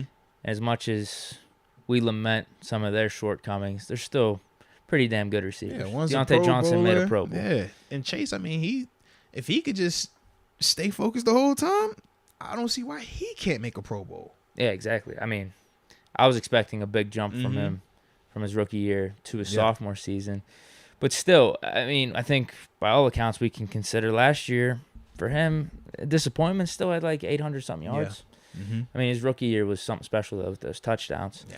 So that's our floor right there as our top 2 receivers, Deontay Johnson, Chase Claypool. And we expect them to emerge. But even if they don't, they kind of stay the same. Still 2 pretty good receivers. We know we have that. But Pickens, dude. Pickens and Austin, I really like. One of them is going to be awesome for us, I think, rookie season. And I think both of them will be really solid for us long term. But one of them is going to step up. I don't know who, because you could make the argument for Austin. He fits that slot receiver for us, where you have Deontay and Claypool as your 2 outside guys. But then you have Pickens, who, by all accounts, everyone's saying he's a top 3 wide receiver talent in this draft. The only thing holding him up was the injuries, really. So one of those guys are going to step up. I have faith in how we draft receivers. Not only, as I mentioned, long term, like AB, it took him a year to really catch on. That's when he had his 1,000-yard year in his second year. But there's been multiple times receivers come in their rookie season and have really solid years. Like Juju, 900 yards right there. Mike Wallace came in, really didn't. I mean, he adjusted to the NFL really good. Had like 700-something yards, and it was just like that. So one of those dudes are going to step up. But also we have kind of like, what would you say, safety valves? Safety pieces, and Miles Boykin and Anthony Miller. Anthony Miller a little bit more proven in the NFL. Miles Boykin, we got a flyer there. So this receiver group's going to be really good, I think. And I would agree, man. And then I also think of it in the sense of when we're talking about building that roster out, your 5, your 5th and your 6th receiver, it's like, well, who's the special teams guy? I mean, you got Gunnar Olszewski, who's an all-pro return man in his own right. So now the receivers don't have to worry about that, potentially. So it's like, man, we have a guy that does that part. Like, I think just top to bottom, like I said, my biggest thing was I just need to see it. Yeah. Once we get a chance to start seeing Pickens, seeing Austin in some of these games, I think that changes everything for me. It's just I gotta wait to see that. That's the only thing, man. But throw Martavis in there, another receiver. Good rookie. I would say, is that the veteran you would add? I mean, he is a free agent. Because if there was one thing about this group that I would say I would want to change, it would just be the veteran presence. But that's similar to what we talked about prior to the draft. I just think now we drafted 2 receivers. We weren't expecting that. So this is my thing. I would say that now that the draft's over, if I wanted to address bringing in a veteran, it wouldn't be a high-end guy, because now I don't want to do anything that's going to stunt the growth of the younger guys in terms of Pickens and Austin's. I don't want to do anything that's going to throw off Deontay and Claypool. And that's why, like, as I'm looking at some of these names that are available as free agents, I'm like, yes, there's some dope names that are out there. We talk about Julio, Will Fuller, T.Y. Hilton. We obviously know Odell Beckham Jr. is out there. Deshaun Jackson. These are great names, but when I think of the fit and what they could potentially do by being here, I think it hurts us more than it helps us in a sense. Even though those are all very, very talented receivers, I just think with the group that we have and the way the money is set up in that room as well, I personally don't want to bring in one of those bigger name guys. I don't think there's anyone really else out there then to sign, because I just don't want to bring a dude that I think's a bum. What about a Mohamed Sanu? That's the dude that I thought of. In terms of the veteran, could be quarterback friendly in terms of creating separation. I don't think he sees the field. That's my thing. See, you don't. I think he would see. He could be our wide receiver coach. No, I think he sees the field, bro. You got to understand, like, I mean, we've seen it every year. James Washington, elitely talented. Why wasn't he out there every single time? Like, it's certain players, it's like, it don't matter. Like, certain guys, like, even if they're not as athletic or as gifted, if they just fit or they understand certain concepts, they can do certain things, they're going to find a role. And I think Mohamed Sanu is one of those guys where it's like, yo, he knows the game, he knows the position, and he finds ways to get open. You know what I mean? Like, it's just certain things that he does in terms of his position flexibility as well that I do think that he would be able to get out there. Him, Amendola. Those are probably it. Interesting, yeah. That's probably it. If you're talking from that aspect. Yeah, because see that I don't really want either of them though, to be honest with you. See, to me, I think Sanu can do more than what Amendola can, and I think both of those guys are still cheap. But that's probably where I lie, because like Marquise Goodwin, even though that's my dude, I'm just like, we have a small speedster now, and you're still more of a take the top off the defense vertical threat, but I feel good about the guys that we have now that can go vertical. I feel really good about George Pickens being a vertical threat as well now. Whereas when we're talking about years past, we really talked about, we said we didn't have speed. We didn't have that guy that could legit fly. Now we got two of those dudes in terms of Calvin Austin and in George Pickens, man. So once again, I'm just like, I don't feel like we have to touch any of these dudes, barring an injury, because that does change everything. Like if you get an injury out there, of course, now it's a different conversation. But right now, I'm kind of cool, man. Yeah, because all the names outside of the top guys are just fringe NFL roster players. Right. Why would we bring them in? Now, we already got like an Anthony Miller or a Miles Boykin, who probably has more upside than any of these guys anyway. So this is a good question right here from Nee Drews, man. Shout out to Nee Drews. That's the Bahama homie right there. He says, Moats, do you consider Anthony Miller, Sims, and Miles Boykin to be veterans? I do think in a certain sense they are veterans because they have been in the league for multiple years. They've been around in terms of multiple teams. So, yes, they're going to have a certain veteran element to them. When I was speaking on veterans in the context that I was speaking on, it was more so in the sense of guys that have had more productivity on the field. Because as a player, you respect, you respect the older players on your team, especially in your position. But if they don't have a crazy amount of productivity or starts, you don't necessarily look at them consistently and think, oh, let me just listen to everything this guy's telling me. He's going to teach me the way. Nah, you look at them like they're food. Like, bro, I'm finna take your job. You might as well go ahead and retire, man. You ain't got it on yet. It's not happening on my watch. So when I think of those guys you just named, I think that they're all veteran in the sense of age, but in the sense of on-field productivity, they're all still got a lot more to prove, a lot more to go to get to that point where you're looking at them as a younger player and you're like, you know what, I respect everything he says. I respect how he works. I respect this and this and this. Because there's certain guys, it's like, yo, you've been in the league, but you don't necessarily think that they're better than you. You're just kind of like, all right, you here, but you just been here. That's it. You ain't seen me yet. And now that I'm here, I'm about to take this. So I don't need to necessarily listen to what you're trying to tell me. Because maybe you're trying to set me up anyways. Because you already know I'm nicer than you. Like, that is kind of the mindset at times when you're talking about veteran players who aren't as productive. That makes sense. So who's the leader in the receiver room right now? Pickens. Is Deontay or Claypool? Pickens, obviously. He's going to set the tone, I think. I think Pickens is going to set the tone naturally with just his demeanor. But in terms of who's the like guy that even Pickens to an extent is going to look to is Deontay.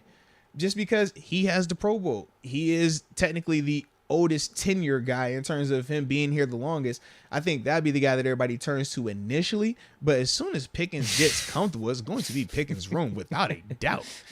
Like Chase. Just like Najee coming in last year. He was one of the top leaders on the team automatically. Right. It's like it ain't going to take long for him to. It took Najee about a week of OTA practice, and then it was like, he's the leader. That's the guy. No ifs, ands, or buts about it.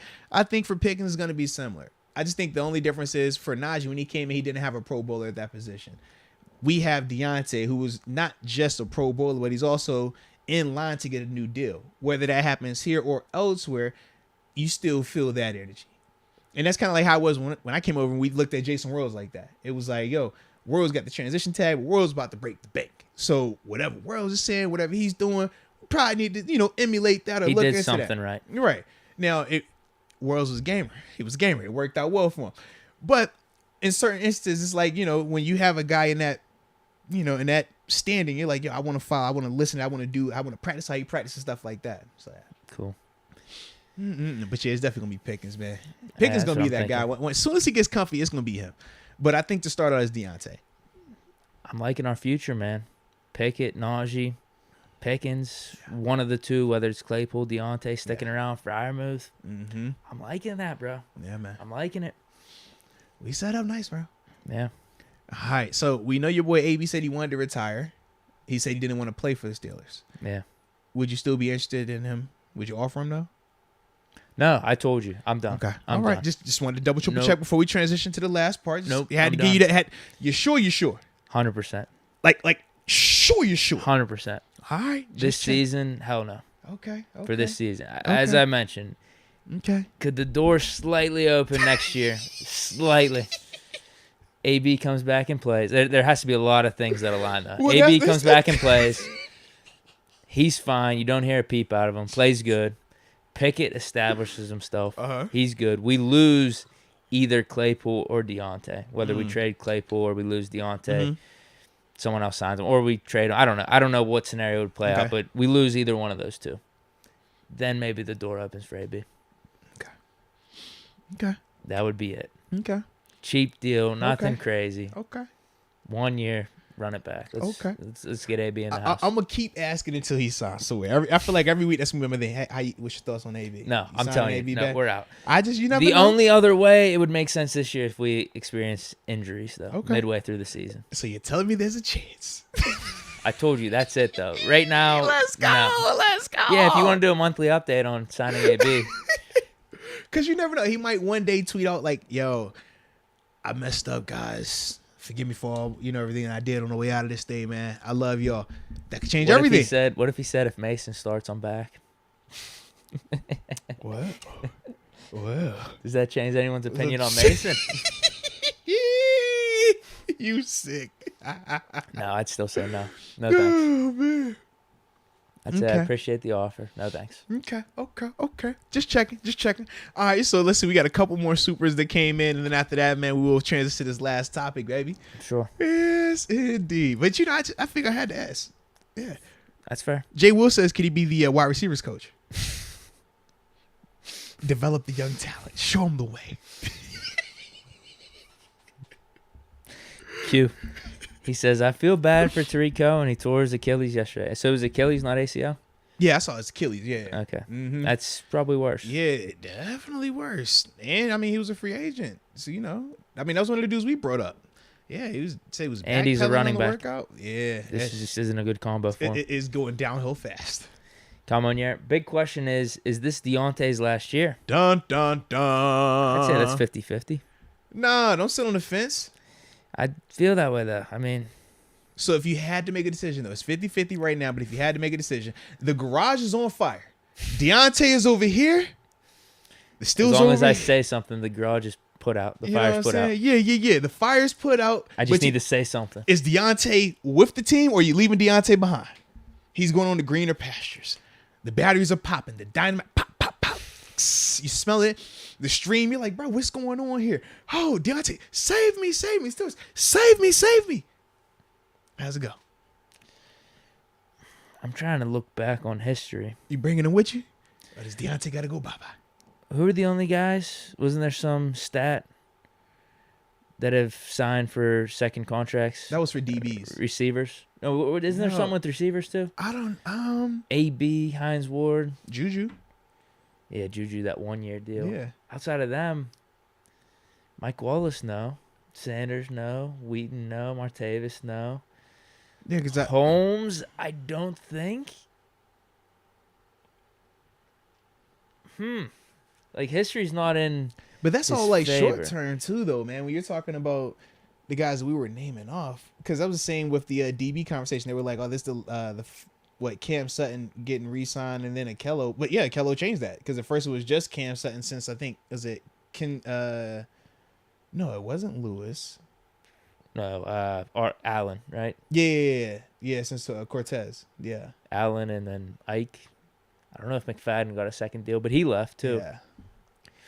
Wow, I'm just trying to. So come on, man. It all come in my on, mind bro. Here. Them weed whacker batteries are on fire. Because Deontay's not Hines Ward or AB, when we're talking about getting second contract. But he got a Pro Bowl in year 3. He hasn't earned it up to this point. They didn't have did any of them have Pro Bowls in year 3? I don't know. I'm dead serious asking. Because he had a Pro Bowl in year 3. AB. No, actually. That's what I'm saying, bro. Actually, AB didn't. They didn't have a Pro Bowl in year 3? And I was with 7 on the way out? Tell me if I'm wrong, though. You weren't around when we signed the AB contract. Not the first one. I was there for the second one. We felt better about AB. I'm just telling you. Seriously? I'm just telling you. Yeah. Yeah, like I said, I wasn't here for it. We liked AB, man. I mean, he had that catch in the playoffs and everything, but he had 1,000 yards, and the only reason he didn't hit 1,000 yards the following year was because of injury. Gotcha. Like AB, you knew he was legit. It was just, do you pay him or Mike Wallace? Right. But which one did you, in the moment, which one did you want? I told you, though, Mike Wallace left a really bad taste in our mouths his last year. Like, you knew what Mike Wallace was because he had 2 or 3 really good years. Mm-hmm. And you knew that he could take the top off the defense. But his last year was terrible. So, I don't think it was the end of the world for us losing him. Okay. I think you would have preferred Mike Wallace just because you knew what you got. What about Sanders? I didn't care if we lost him. He only had like 600-700 yards with us. Dang, it wasn't anything crazy. It would have been nice to re-sign him, but that's why, I mean, Deontay, like, I wasn't around when Hines. I was around, but I wasn't involved like that whenever Hines, because that was probably late 90s or like really early 2000s, 2000, 2001. I was young. Yeah, you were still getting the taco meat growing in. But Hines was good, and you could probably ask other people that were around and remember Hines' rookie year, first 3 to 4 years. I mean, I don't think Deontay's on those levels though. Right now, he's got to replicate. He's got to stop the drop. So who is Deontay of those 3 then? In terms of like how we view Deontay right now, when we're talking in the context of Emmanuel Sanders, Mike Wallace, and AB, who would Deontay kind of fall more in line with then? If you said you don't view him, like, as a fan, you're not as excited about him at this stage of his career as you were about AB at that stage of his career. Would you have been more excited about Mike Wallace than Deontay right now, or Emmanuel Sanders at that time than right now? Probably after Wallace, before Sanders. Okay, fair enough. That's what I would say. So what was the difference then for Deontay Sanders, in contrast to like Wallace and Sanders? All right, so I think Wallace had better peaks than Deontay up to this point in their careers. Mm-hmm. Well, Deontay has 1 more year though, so we still got to see. Mm-hmm. But we'll just say after their first 3 years. Yeah, Wallace definitely had way more peaks than Deontay, and Deontay has just been flat out better than Sanders. Okay. Like I said, Sanders was a good role receiver for us, in my opinion. 600-700 yards, that's what he got year in, year out. Whereas Deontay, I mean, we saw what he did. No, seriously. Second and third season. Yeah. Over 100 catches. Mm-hmm.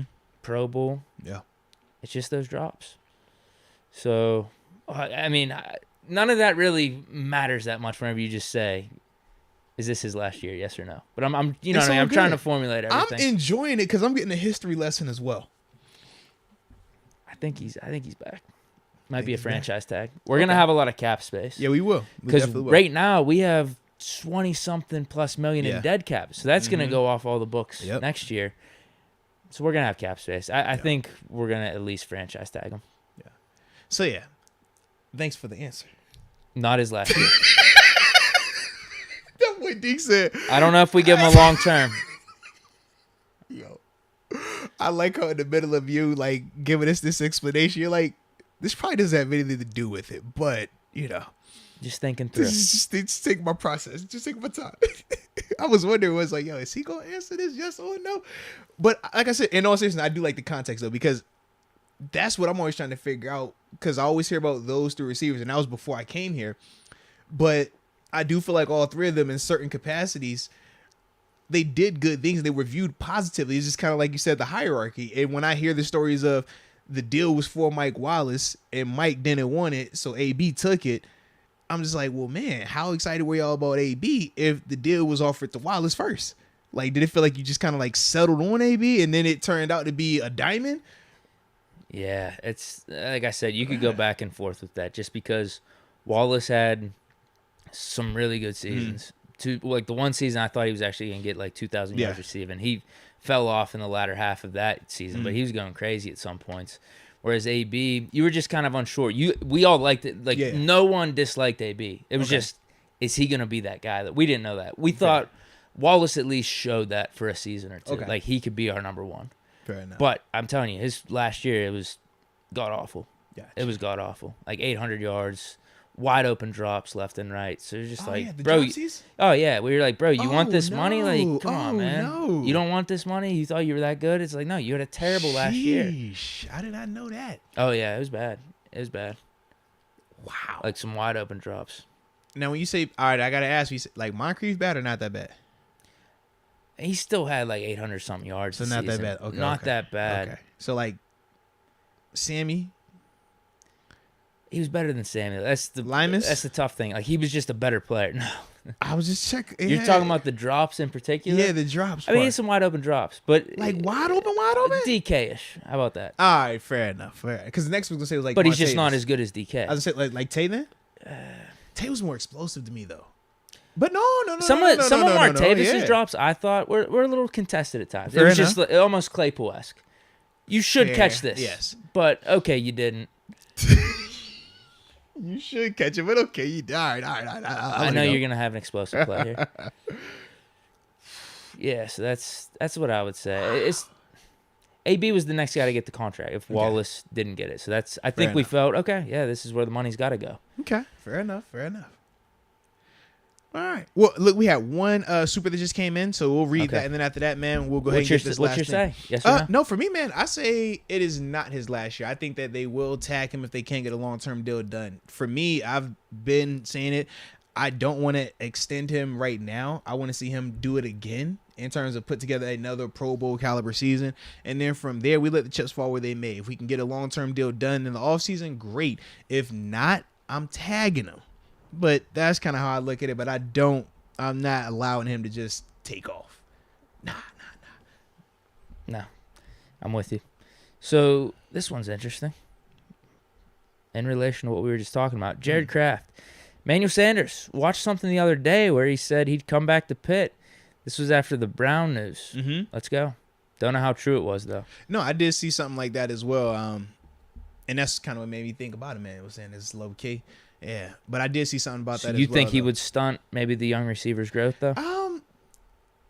Emmanuel Sanders is different. I don't necessarily think he would stunt the growth, but it's going to be hard for one of them guys to beat him out. Because he's still good. Because absolutely, he's still good. He's very consistent. He's smart. He's fundamentally sound. He can catch the rock. He knows how to get separation. There's certain things that just it takes time to develop. And I think that for Emmanuel, he's not getting beat out by Calvin Austin. I don't think so. I don't think that he's getting beat out. I'm trying to think who else could. Because I don't think we're going to play him on the outside if he was coming here with Deontay and Claypool. So I'm thinking any of those interior guys, unless you're trying to get the size matchup with the Pickens, I don't see guys just flat out beating him out where he can't get on that field. And that, to me, is where I'm like, well, if he's taking those reps, now these younger players aren't getting that development that we would want them to have. So later on in the year or even next year, we're like, yo, he's ready. We're confident in him. I think that Emmanuel kind of hurts that part in a sense. And you don't think Sanders is that much of an upside play where it would be worth it? Correct. Because I think he's still a really good player without a doubt. But to me, I still view him more at this stage as he needs the catches. He needs more of like short to intermediate stuff. He's not taking tops off defenses like I would want if I'm taking these younger players off the field. Especially when you're talking about Calvin Austin. I think that he can take the top off the defense. When you talk about George Pickens, I think he can take the top off the defense.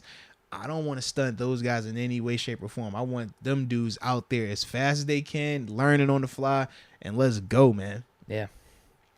Cal Monier says, I'm getting Young Money Crew vibes from this receiver core. I hope so, man. Sure. Definitely hope so, man, because they were tight. Absolutely. I remember being in Buffalo, man. We was looking like, yo, I don't know who these receivers are, but they got a trio of them dudes. It is the 8'8", that 17, that 8'4". Oh, yeah, them dudes, hey, they different. That's all we just think about, man. Hope so. Hope even better. Yeah. Alrighty then, man. So let's get to this final topic, man. So we are going to be opening up those phone lines in just a second. But what we want to talk about today is this Antonio Brown situation. Now, we know he said that he wanted to retire as a Pittsburgh Steeler. He came back and said he didn't want to play as a Pittsburgh Steeler, just retire. But obviously, it got the masses going. And I felt like I've seen kind of both ways. People making arguments for him retiring as a Steeler. People making arguments against him retiring as a Steeler. But what I realized was it's a disconnect. I'm seeing it from, I'm talking to former players. That's cool. We hear media people talk about it. That's cool. Me and you have talked about it, and that's cool as well. But we haven't heard from the people that cheer for this man.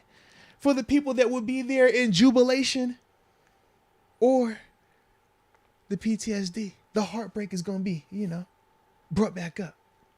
So either way, man, I wanted us to figure that thing out and have a discussion about it, man. So with that being said, for my upper room members, well, the digits are in there, okay?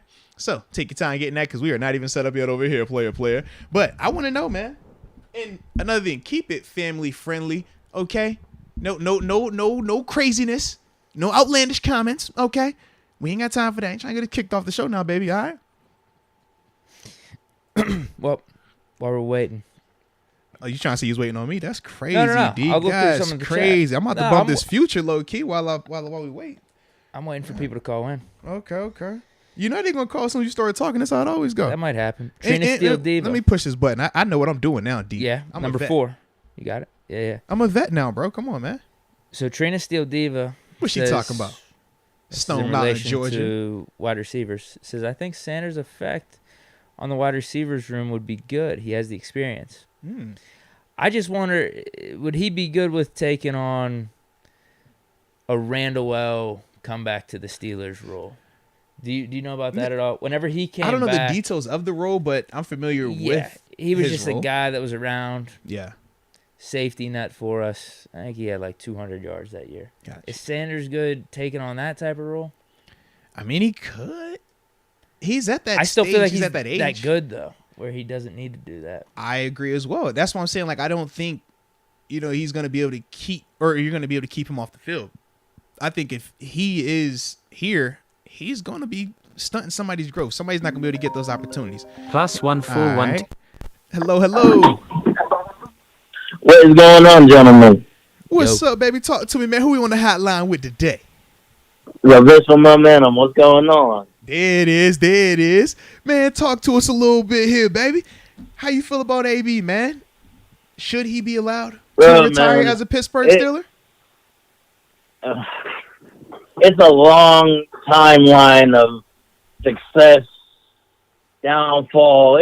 You could make literally a movie about this. But we need a 30 for 30. Big Ben and AB. I tweeted that out the other day. Oh, my God. Lord. They said, oh, my goodness, you go that far. They might actually make a movie, have Warner Brothers make it. But it's hard to say, to let him kind of come back with all that backlash. And, he got the celebrity fame, and he had the baby mama drama, and now this other crap with Keisha Cole.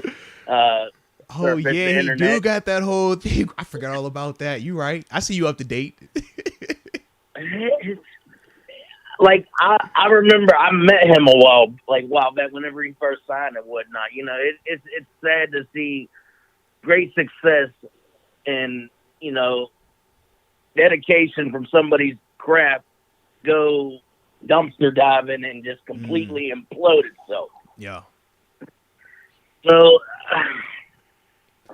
Now, would it change? I was going to say, now, would your opinion change if he came out and was like, you know what, man, I'm sorry, Steeler Nation. I'm sorry to the organization or even to Ben. I know, certain people feel like he wronged Ben to an extent. So if he apologized to certain people, would that change your mindset on it?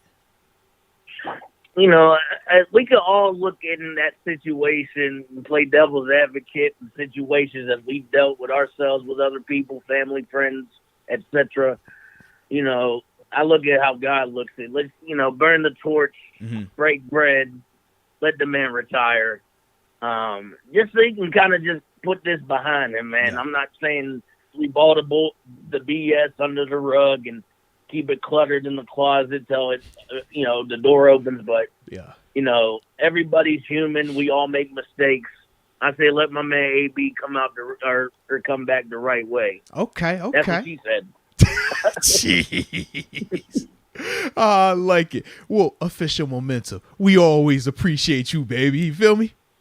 Hey, I appreciate y'all, man. You know, it was great meeting y'all the other night. Like I said, don't forget them Steelers stories, man. No doubt, man. We definitely gonna keep more of them rolling, baby. You know that.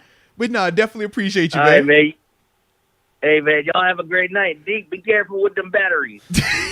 Will do, bro. Yo, shout out to official momentum right there, man. It's a good perspective, though, man. So he was against it initially, but then said he kind of treated it like Jesus. Yeah. Forgiveness. Break bread. Move on. One with the other. Now, here's what I'm thinking. Okay. Let me close the phone lines real quick for a second there. You don't have to. You sure? I'm just gonna ask. Like, what does all this have to entail in terms of retiring Steeler? Could it just be him coming in, take a picture, essentially, little press conference, 15 minutes, and that's it? Like from the Steelers standpoint, they don't have to necessarily do anything elaborate or crazy. Right, but it's more so for them just saying that we're going to turn over our platform to you for that day. We're going to make this about you in some capacity. And for some people, they feel he shouldn't receive that because of, how he went out. But anywho, who we on the hotline with, baby? Hello. Hey, it's me, Trina Still Diva. Can you hear me? What's up, Trina Still Diva? I literally just saw you put in the chat. I keep getting the voicemail, and I was like, yo, it's because we on the phone right now with official momentum. But Trina Still Diva, how the heck are you? Yes, sir. I'm wonderful now. I've been sick for a couple weeks, but I'm good now. Well, we glad to hear you back in the building, man. For the season to get started. Absolutely. Yeah. So talk to us here, man. We got AB asking or saying that he wants to come back to retire as a Pittsburgh Steeler. What are your thoughts? If you were Mr. Rooney, you the head honcho, or if I'm Mr. Rooney, I give him that 1-day contract. Okay, but that's it. He's not coming back to play, and I love AB. I got 3 AB jerseys sitting in the room collecting dust. Let's go. Don't want to break it out? Don't want to wear it? Trina, you I'll wear it. I'll wear it to camp.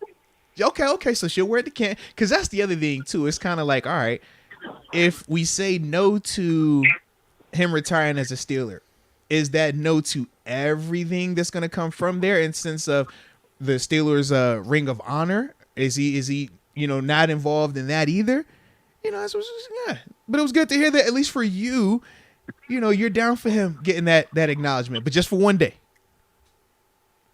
Yep, 1 day. I can respect. Not to play, 1 day. I can respect it. Definitely can respect that. Well, we appreciate the heck out of you, Trina. And what I was gonna say, Trina, you always pull up from 3 different locations. Where are you currently at? Which one of your 3 locations are you at? I'm currently in Stone Mountain, Georgia. Okay. I grew up in Honolulu. I was born in Trenton. My dad was a sergeant in the Air Force. Okay. Moved to Honolulu when I was a year and a half old. Stayed there till I was 9. So I cut my teeth in Honolulu. Let's go. Then went back to Trenton. Okay. Now I'm in Stone Mountain. I could dig it. You see, that's the context we've been looking for. We appreciate the heck out of you. Hey, and we'll talk to you next time, all right? All right. Love y'all. Hey, love you too. Appreciate you, dog. Peace. Let's go. Man, it was good to talk to Trina Still Diva, man. Absolutely. Got KR here saying, let him retire a Raider, Patriot, or Buck. Ooh. Well, he did win he won a ring. He definitely won a ring down there. Talk to me, baby. Who we on the hotline with? Hello. Hello? Talk to me. Who you on the phone with, baby? Yeah, you on with Robert Hostler? Man, what's up, good, Robert? How you been? I'm doing well. How you guys doing, man? Man, we can't complain. Just over here kicking it, having a little fun. So what's your thoughts on this AB retirement as a Steeler controversy? You giving him the nod or not? I really don't know. He used to be one of my favorite players for a while. I do have a jersey as well of his. I don't know. I was listening to the podcast the other day. I heard you guys talk about how you think he influenced or impacted other teams more, and I kind of disagree with that. just because like we kind of needed to get into the playoffs last week, and he literally just left and kind of just left us in the dust. And ever since then, we really haven't had a playoff win. So I don't know, kind of ever since there, we really hadn't got back to where we were with him. And I feel like everyone else with the Raiders and the Patriots, they're all able to move on pretty quickly. We really just haven't. The Raiders kind of had their own things, but every other team seemed like they really didn't have too much of a downfall by him, you know. So what's your thoughts, Deke? You got Deke over here making the faces, man. I can agree. I'd say I'd agree to disagree. Yeah, because, I mean, Patriots haven't done anything. I mean, I think that was more Brady leaving, though. I guess I could give you the Raiders, but he wasn't really on the Raiders. That was just a disaster. I mean, they missed the playoffs that year. Yeah. For sure. And then the Bucs, that all happened this year. So, I mean, they could have definitely used AB in the playoffs, no? Now, I forgot about the whole Bengals thing, though, him sitting out. Yeah, we still won that game. Yeah. I mean, we made the playoffs with Ben being here. But he said he was hurt, though. That was his whole, like, grievance. Remember going into that last week of him and Coach Tomlin? Yeah, it was like, he's saying that he's hurt. Coach Tomlin's like, you don't have to be here if you don't want to be here, so he leaves. Then he comes up game day and he says something slick. And yeah, that was from what he said, at least. Right. Yeah. I'm just trying to think. Yeah, and that's what was tough for me because you can't tell if someone's actually hurt unless they're sitting out multiple games, and then to sit out the last game, it's kind of like, well, you're hurt or. But then he put up with the mink on. It's like, oh, the mink had me feeling like he was playing. Yeah, I just didn't think you show with the mink to not play. But what happened? Also, hey, Deke, I had an experience with one of those batteries. In my family, actually. You're not messing with it? My brother had like an iHome type thing, and it had like a lithium battery in it. Okay. And he came back from school, wasn't using it, and he had it under his bed. And everyone at our house, there's like 8 people in our family. Everyone was gone besides like one person.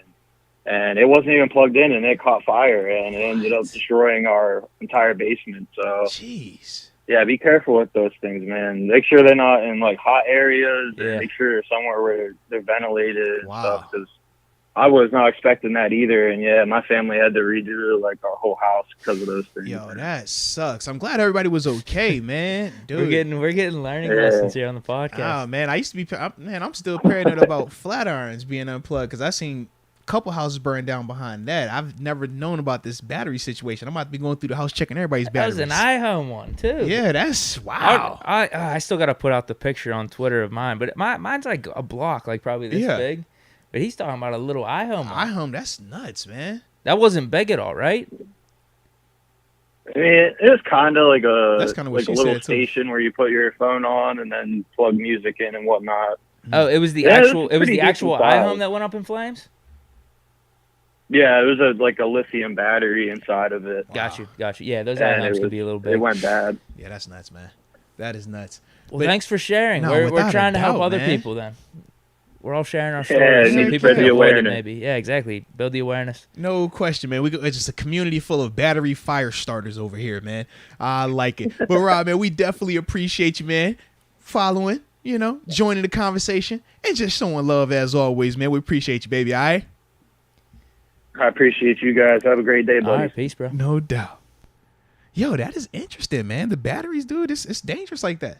Yeah. It's crazy. I'm thinking back to what he said on AB. I get what he's saying, though. He actually did do some damage elsewhere in the season, though. Yeah. Because my point was everything he's done to everyone else was like Raiders right before the season, Patriots middle of the season, Bucs still in the season. Yeah. He did us with the offseason, but technically, it was week 17. Yeah. What's up, baby? Who we on the phone with? Talk to me.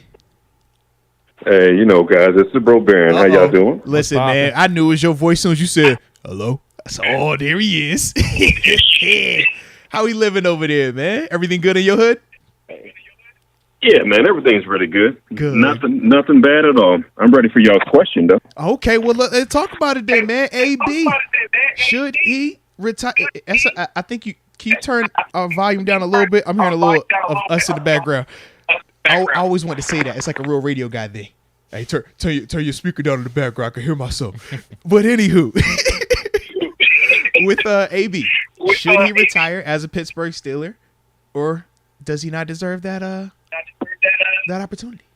Yeah, I think he should. Here's the deal. We all have that one relative that's a little bit of a challenge to the family, Yes, right?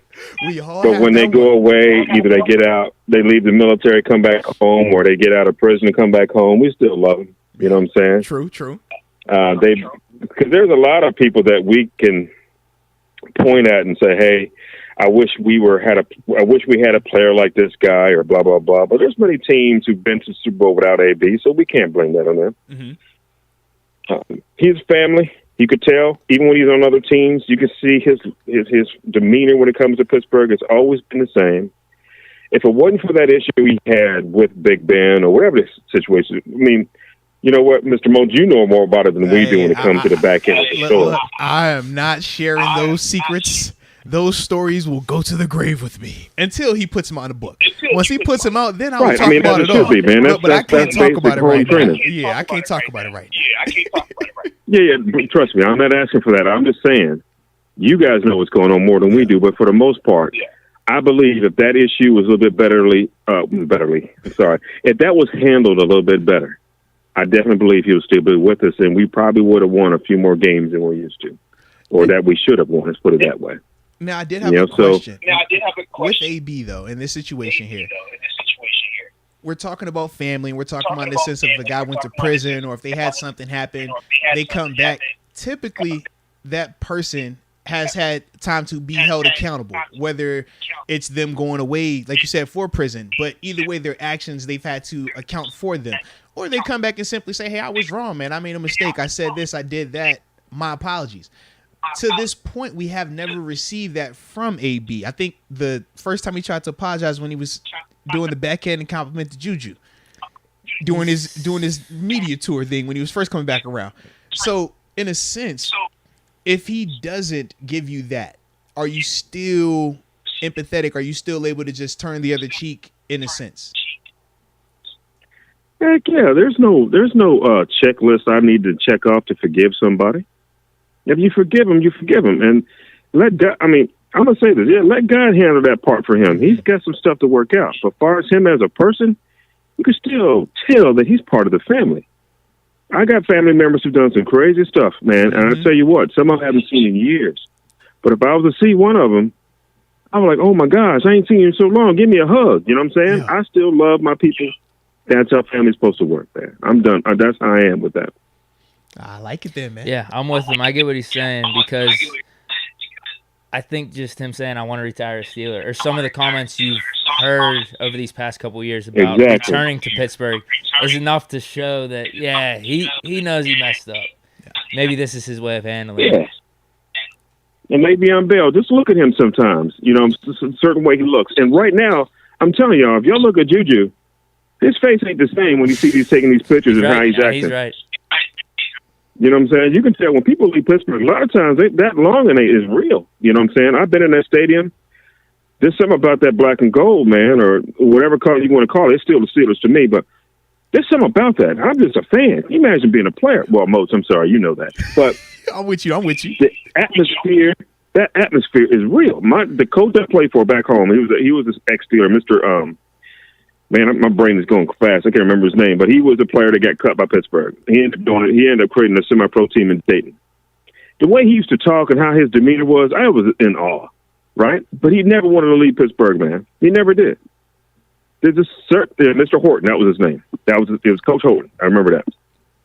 But there's certain people, man, you can't get them out your life because you still love them. And that's how it is with family, and I think that's what AB's feeling with, and the other players like that. So that's my stance on that pretty much. Bring them back, do the deal. I like it. Well, always fun talking with you, baby. You know that. And we'll holler at you next time, baby. I got one more thing. Oh, yeah, what's up? How about, I don't know if you saw my message, but you might have a contest where we can have tickets to do the Steelers Nation Unite type deal. You ever heard of that deal? Oh, no, I am familiar with that. I'd have to look into it a little bit more, but I am familiar with what you're talking about. That would be pretty sweet. We do a contest, and maybe somebody come up with a stat from Pittsburgh or something. We win because that. I'm gonna tell all the fans, y'all listen to me. That Steelers Nation Unite deal is amazing. Rocket Flyer was walking around, giving everybody a handshake. Oh, it was legit. Loved it. No, we definitely gonna look into that though, man, because I'm very familiar with what you're talking about, and it is a dope concept, man. So yeah, it's something that we'll see what we can get cooked up and everything like that, baby. All right. All right, y'all take care. God bless y'all. Go Steelers, and I will see y'all later. My bad. Take care. Always good, baby. Yes, indeed. Always fun talking to the homie right there. The Bro-Barian. Let's go. All right, we got a couple more. Take a couple more of these things, baby. Get a couple more. Because it's good to hear the balance, man. You know? It's a little different when it comes to my man AB. Yeah. Polarizing. You brought up the Ring of Honor. That's another reason I think you give him the one-day contract. Yeah, you can't have him not in the Ring of Honor. I would agree. I would definitely agree. Talk to me, baby. Who we on the hotline with? Hey, this is Rich Rasmussen. Man, what it do, Rich? How we living over there, man? Hey, great to finally talk to you guys. No, likewise, man. Likewise. Ed, you picked a great day to talk to us, Rich. How you feeling about AB? You retiring him as a Steeler? Or are you telling him to go to Tampa with that energy? I'll be honest with you. I forgave Debo. I'll forgive AB. Okay. Now, question. Debo was my guy. Was Debo as bad, though, as AB? I mean, you know, he left and went to the enemy. But that was employment. I know. I guess AB kind of did too, right? And he talked a little trash while I was there. Yeah. About how they ran their organization. Yeah. Very true. So, I didn't think of it that way, though. Yeah. So what's your reasoning then? It's just as simple as that. Like, is there a person? I guess would they be the top two guys that in terms of villains would be villains or just controversy about them potentially returning as a Steeler, right? Let's just say I'm a forgiveness kind of guy. I don't. Yeah. If he wants to come back and retire, I don't think I'd want him back as a player just because I don't trust him. But if he wants to come back to retire, I'm fine with that. Yeah, a little one-day contract. Yeah, because like you said, though, like Deke was saying before, as you were calling in, we know you can't have a Ring of Honor and AB not be up there. So how you not going to have that man up there? Yeah, you can put him in the Ring of Honor. Right, he's going to be in the Ring of Honor. How can you not let him retire as a Steeler? Yeah, I'm with you 100% in that capacity. When you talk about it in that context, or maybe those things don't have to be together. Maybe you can and that simply museum they're putting in there? Yeah, you can say you're going to have a bunch of AB stuff in that museum. Yeah, and that's the other thing. You're going to have his stuff out there without a doubt. But this is different, yeah. Unless they just have him exiled from everything. But you can't do that. I don't think you can. No, hell no. But Jerry Jones, it took him like 10, 20 years to put Jimmy Johnson in their Ring of Honor, right? That just happened when he got into the Hall. Yeah, you're absolutely right. So maybe they make him wait. I don't think Rooney has that type of grudge with him. I'll be honest, I don't think he does either. I don't think I'd do it this year. Okay. No, I don't know. I don't know if he's done playing football. That's the thing. Yeah, I don't want him to come in, sign that deal, and say he's retired, and then somebody makes him an offer. He comes back. That's no good. No. I think just wait till you understand AB's probably done with football. This could have been his last year, but I don't think that's due to his performance on the field. Right. More to the off the field stuff. But yeah, I think you give it time. It's probably gonna be like a 7-8 year time frame from now, I would say, where it would make sense. Yeah. Give him time to heal. It'll be fine. Maybe not 7-8 years. Maybe it has to be around the time. I mean, Santonio Holmes got in trouble and got traded and came back. And who'd you say? Santonio Holmes. Oh yeah, he got in trouble, got traded, and then came back too. So yeah. Oh yeah. I guess his is a little less. Yeah, his trouble wasn't like AB's trouble though. Yeah, well, he didn't leave with his own accord, but still. Right. Oh man, but no, that's interesting right there though, man. So it might be 5 years, it might be 4 or 5 years, maybe 3 years. Whenever AB officially does call it quits. Whenever that is, maybe it's never. I mean, you see T.O. still out there getting it in. Colin retired. Did T.O. retired though, right? He's in the Hall of Fame. Yeah, but he still balls. And technically, I don't know if he ever fully retired. I just think he's been out the league for more than 5 years. Oh, is that how it works? Yeah, too, that's the thing too. Okay. Yeah, but anyways, man, my man Rich Rasmussen. I butchered that last name. Rich Rasmussen. There we go. Now I got it right. Happens all the time. Definitely appreciate you, though, man. As always, man, rocking with us, baby. We definitely appreciate you for that, all right? All right. My man. Appreciate it, bro. Let's go. All right, man. We take one more. I'm good with that. We'll take one more. I hope it's a good one. Whoever this person is calling right now. I don't know who they are, but hopefully. Close it out. Hopefully they close the show the way it's supposed to be closed out. You know? If not, we're just going to be waiting here. I was about to say, here we go. We ain't going to wait long. Huh? Come on now, the chat. Y'all always get it going. Talk to me, baby. Who you on the hotline with? Alex Mathis, Charlotte, North Carolina. Man, what's up, Alex Mathis from Charlotte, North Carolina? How we living down there, man? Everything good in the hood? Everything's pretty good. Just got off of work, so it's a lot better day. Listening to the boys. Let's go. And not just listening, now you a part of the boys, man. So talk to us, man. Antonio Brown. Does he get to, retire as a Pittsburgh Steeler? Or are we saying, nope, you burnt too many bridges. You need to, sit here and deal with what you're dealing with right now. How you feeling about him? Well, I mean, I'm 23, so I loved AB. I grew up watching him. Yeah. You experienced him, man. Yeah, 23. He did his dirty. He did his dirty. He really did. Yeah. But I'm a forgiving person. I'd let him come and retire for us, just because all the crazy things he did, like the Christmas game catch with the Ravens and stuff like that. Mm-hmm. Immaculate. He really did extension. mean more than what he did. Yeah, the extension. Yeah, that was great. But I think he definitely did more good than he did harm. Whether people want to say how much harm he did to our organization or whatnot, but I think his good definitely outweighs his bad. Yeah. Now I would agree with that, man. In terms of especially the on-field part of it. I'm going to just leave it at that. Yep. I'm going to leave it at that. But like TG said, I do think if AB came back, everything could get mended between him and the Steelers. Like, the fans will love him. Like, if he wanted to come back to Pittsburgh and do stuff in the future, whether it was Steeler-related, whatnot. I know he has got this concert coming up, but if he wanted to do stuff associated with the Steelers, whatever, I'm sure he'll get a lot of love from Steeler fans. Yeah. I would think so. Exactly. I like it there, man. Exactly. I like it. Well, shoot, Alex, man, we appreciate the heck out of you, man. Taking some time, joining us on the show, baby. God. Let's go, man. Enjoy the rest of your day. My man. For sure, bro. Take it easy, bro. Peace. Yes. Man, that was dope right there. Oh, shout out to everybody that was, all thumbs up.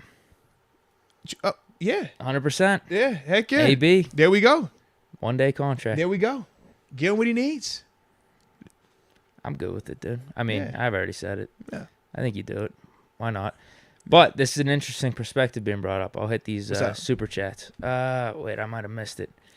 Well, and shoot, while we thumbsing up in AB, hold on, while we thumbing up AB, make sure y'all thumb up the vid as well. Hit them likes up, baby. Get them likes up for the culture. Go to Jacob Malaysia, because I think that's where we left off. Where in the supers? Yeah. Yes, that's correct. So he's got kind of a different perspective, or at least one to think about. All right, interesting. Go ahead, you read it. I can't read it. Oh, okay. I lost it. How the heck I just remember it. It was on the screen, and then everything moved on me. So Jacob Malacio, he says, what AB does in the future will reflect on the Steelers.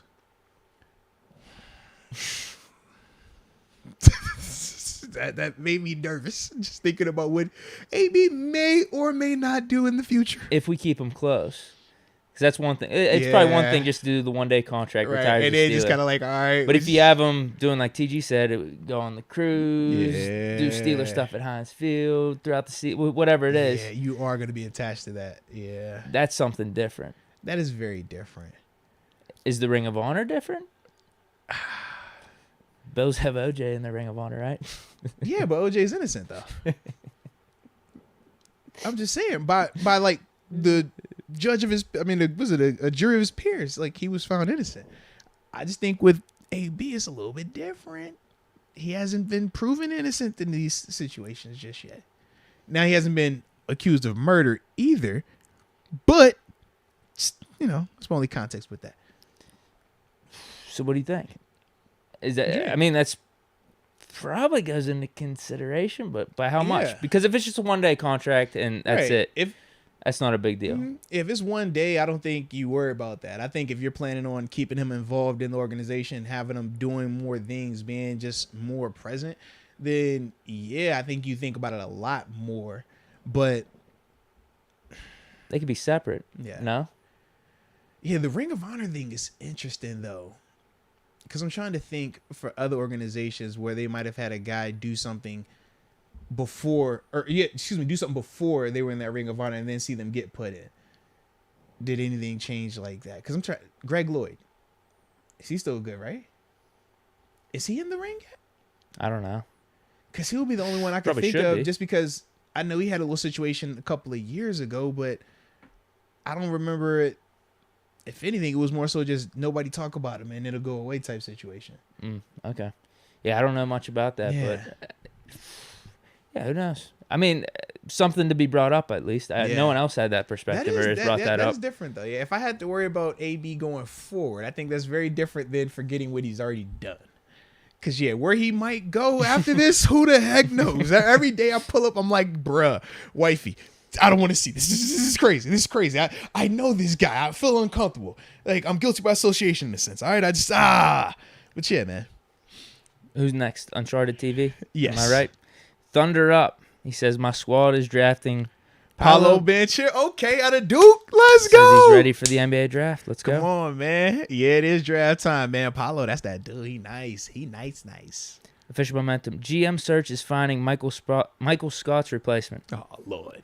Jesus. He also says, Glenn from The Office. Here you go, see? What's Hood? See? A.K.A. Moats. Y'all trying to give me these B-level TV stars, man. Nah, man.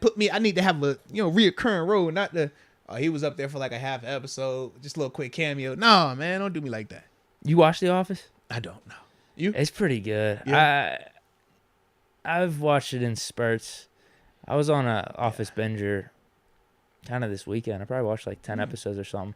Haven't seen them like all sequentially or anything. Yeah.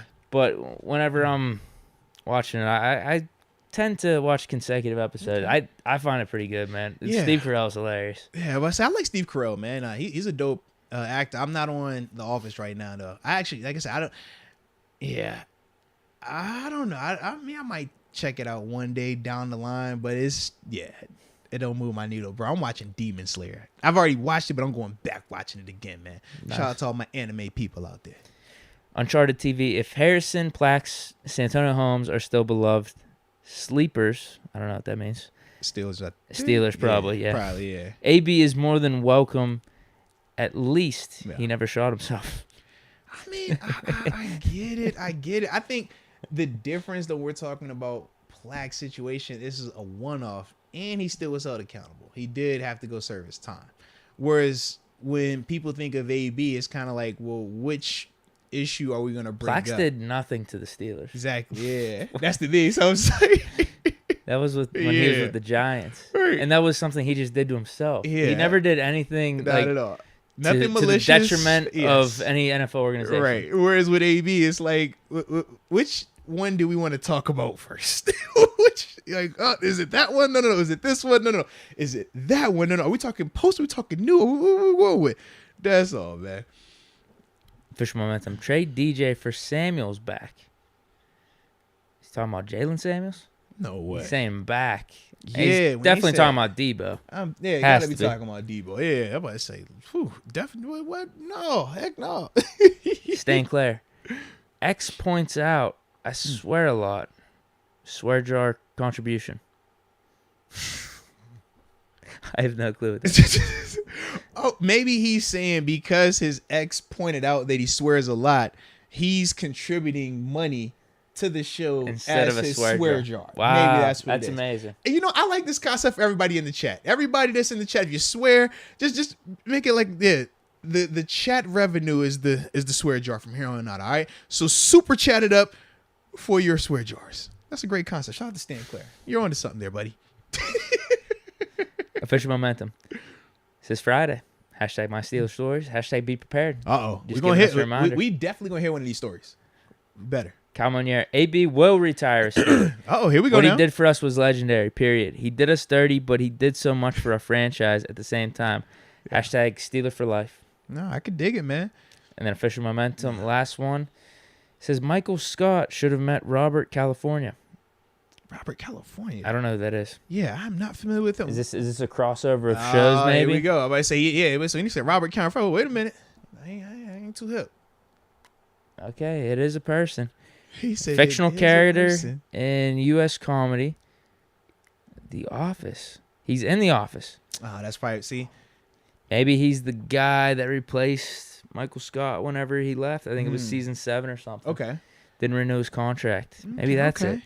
Yeah, so they said I'm not into The Office. 8th season, like that that's yet, what man. it was. Yep. Okay. He came in the 8th season. How many episodes he has? He got some episodes. I don't know. From what I've heard, The Office ain't the same without Michael Scott. Oh, for real? Okay. I mean, it's kind of like the 70s show whenever you lose Topher Grace. I would agree. That 8th season without Topher. It's not the same. It's not the same. It's not the same. Yeah.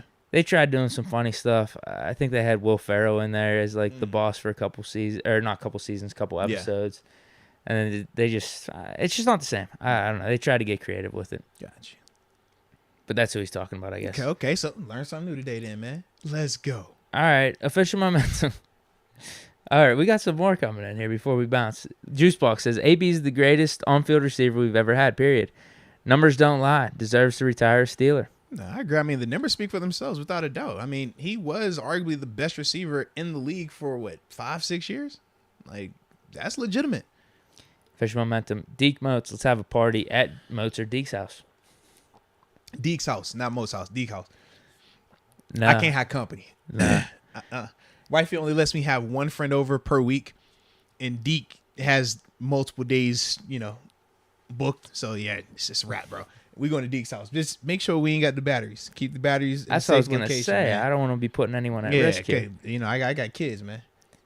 Official momentum also says, "Hey, I got AB stories too. I can tell them." Now, are they family friendly AB stories that you can tell? You gotta be careful with some of these stories now, baby. Be careful. Let's go, UW. While I'm not for AB, Mr. Rooney is not as petty as I am. Yeah, I don't think Mr. Rooney would be petty like that. But he did. Didn't he take a shot at Mr. Rooney on the way out too? Oh, he definitely did. He took a shot at Rooney, Tomlin, Coach T. I mean, yeah, I said Ben. Yeah, Ben, absolutely. Yeah, he everybody's getting hit. Juju for sure. Everybody was getting hit, man. Yeah. Brent Fox. This is just the cancer in me. Nash playa ain't no coming back unless you fix it. If it's, I don't know what he's saying. Then it's got to be F you. Just kidding. But fix it for the real AB. But fix it for real AB. Yeah. So he's taking the energy like what I was talking about in the sense of it's one thing to forgive someone, but it's another thing to, want that person to say sorry first. I think that's kind of his energy. That's what you're saying, the cancer in him in terms of like the zodiac sign and stuff like that. Yeah. Got you. And I could dig that, man. And trust me, I do know some people, man. They're like, no, until he admits what he did and talks about his rights and wrongs and da-da-da-da. And I get that sentiment. And then for the other ones that are kind of like, hey, man, with the Barbarian, he said, man, that's not on me. That's on God, Yeah. He got to deal with that in his own way. It is what it is. I can understand that context as well, baby. Yeah. Official momentum says they're all rated G. All right. Bet. Say, as long as they rated G, man, we got time for you, baby. We could definitely get it popping, man. But yeah, I think that was it, though. That is all up to date on the Super Chats. Yeah. That was a vibe, man. Yeah. I had a good time. And everybody was pretty respectful in terms of the phone calls. I was definitely. They all want AB back. Like that, man. Yeah, definitely like that, man. So that was definitely good, man. So with that being said, man, we salute y'all, man. We appreciate everybody that was rocking with us today. For those that called in, man, it was great talking to each and every one of you all. All right. Hope y'all enjoy the rest of your days. For anybody that has, weed whacker batteries stored in anywhere, just double check them. Be safe out there. Learn from us. All right. And other than that, man, we'll holler at you on the other side. So until next time, baby. Peace.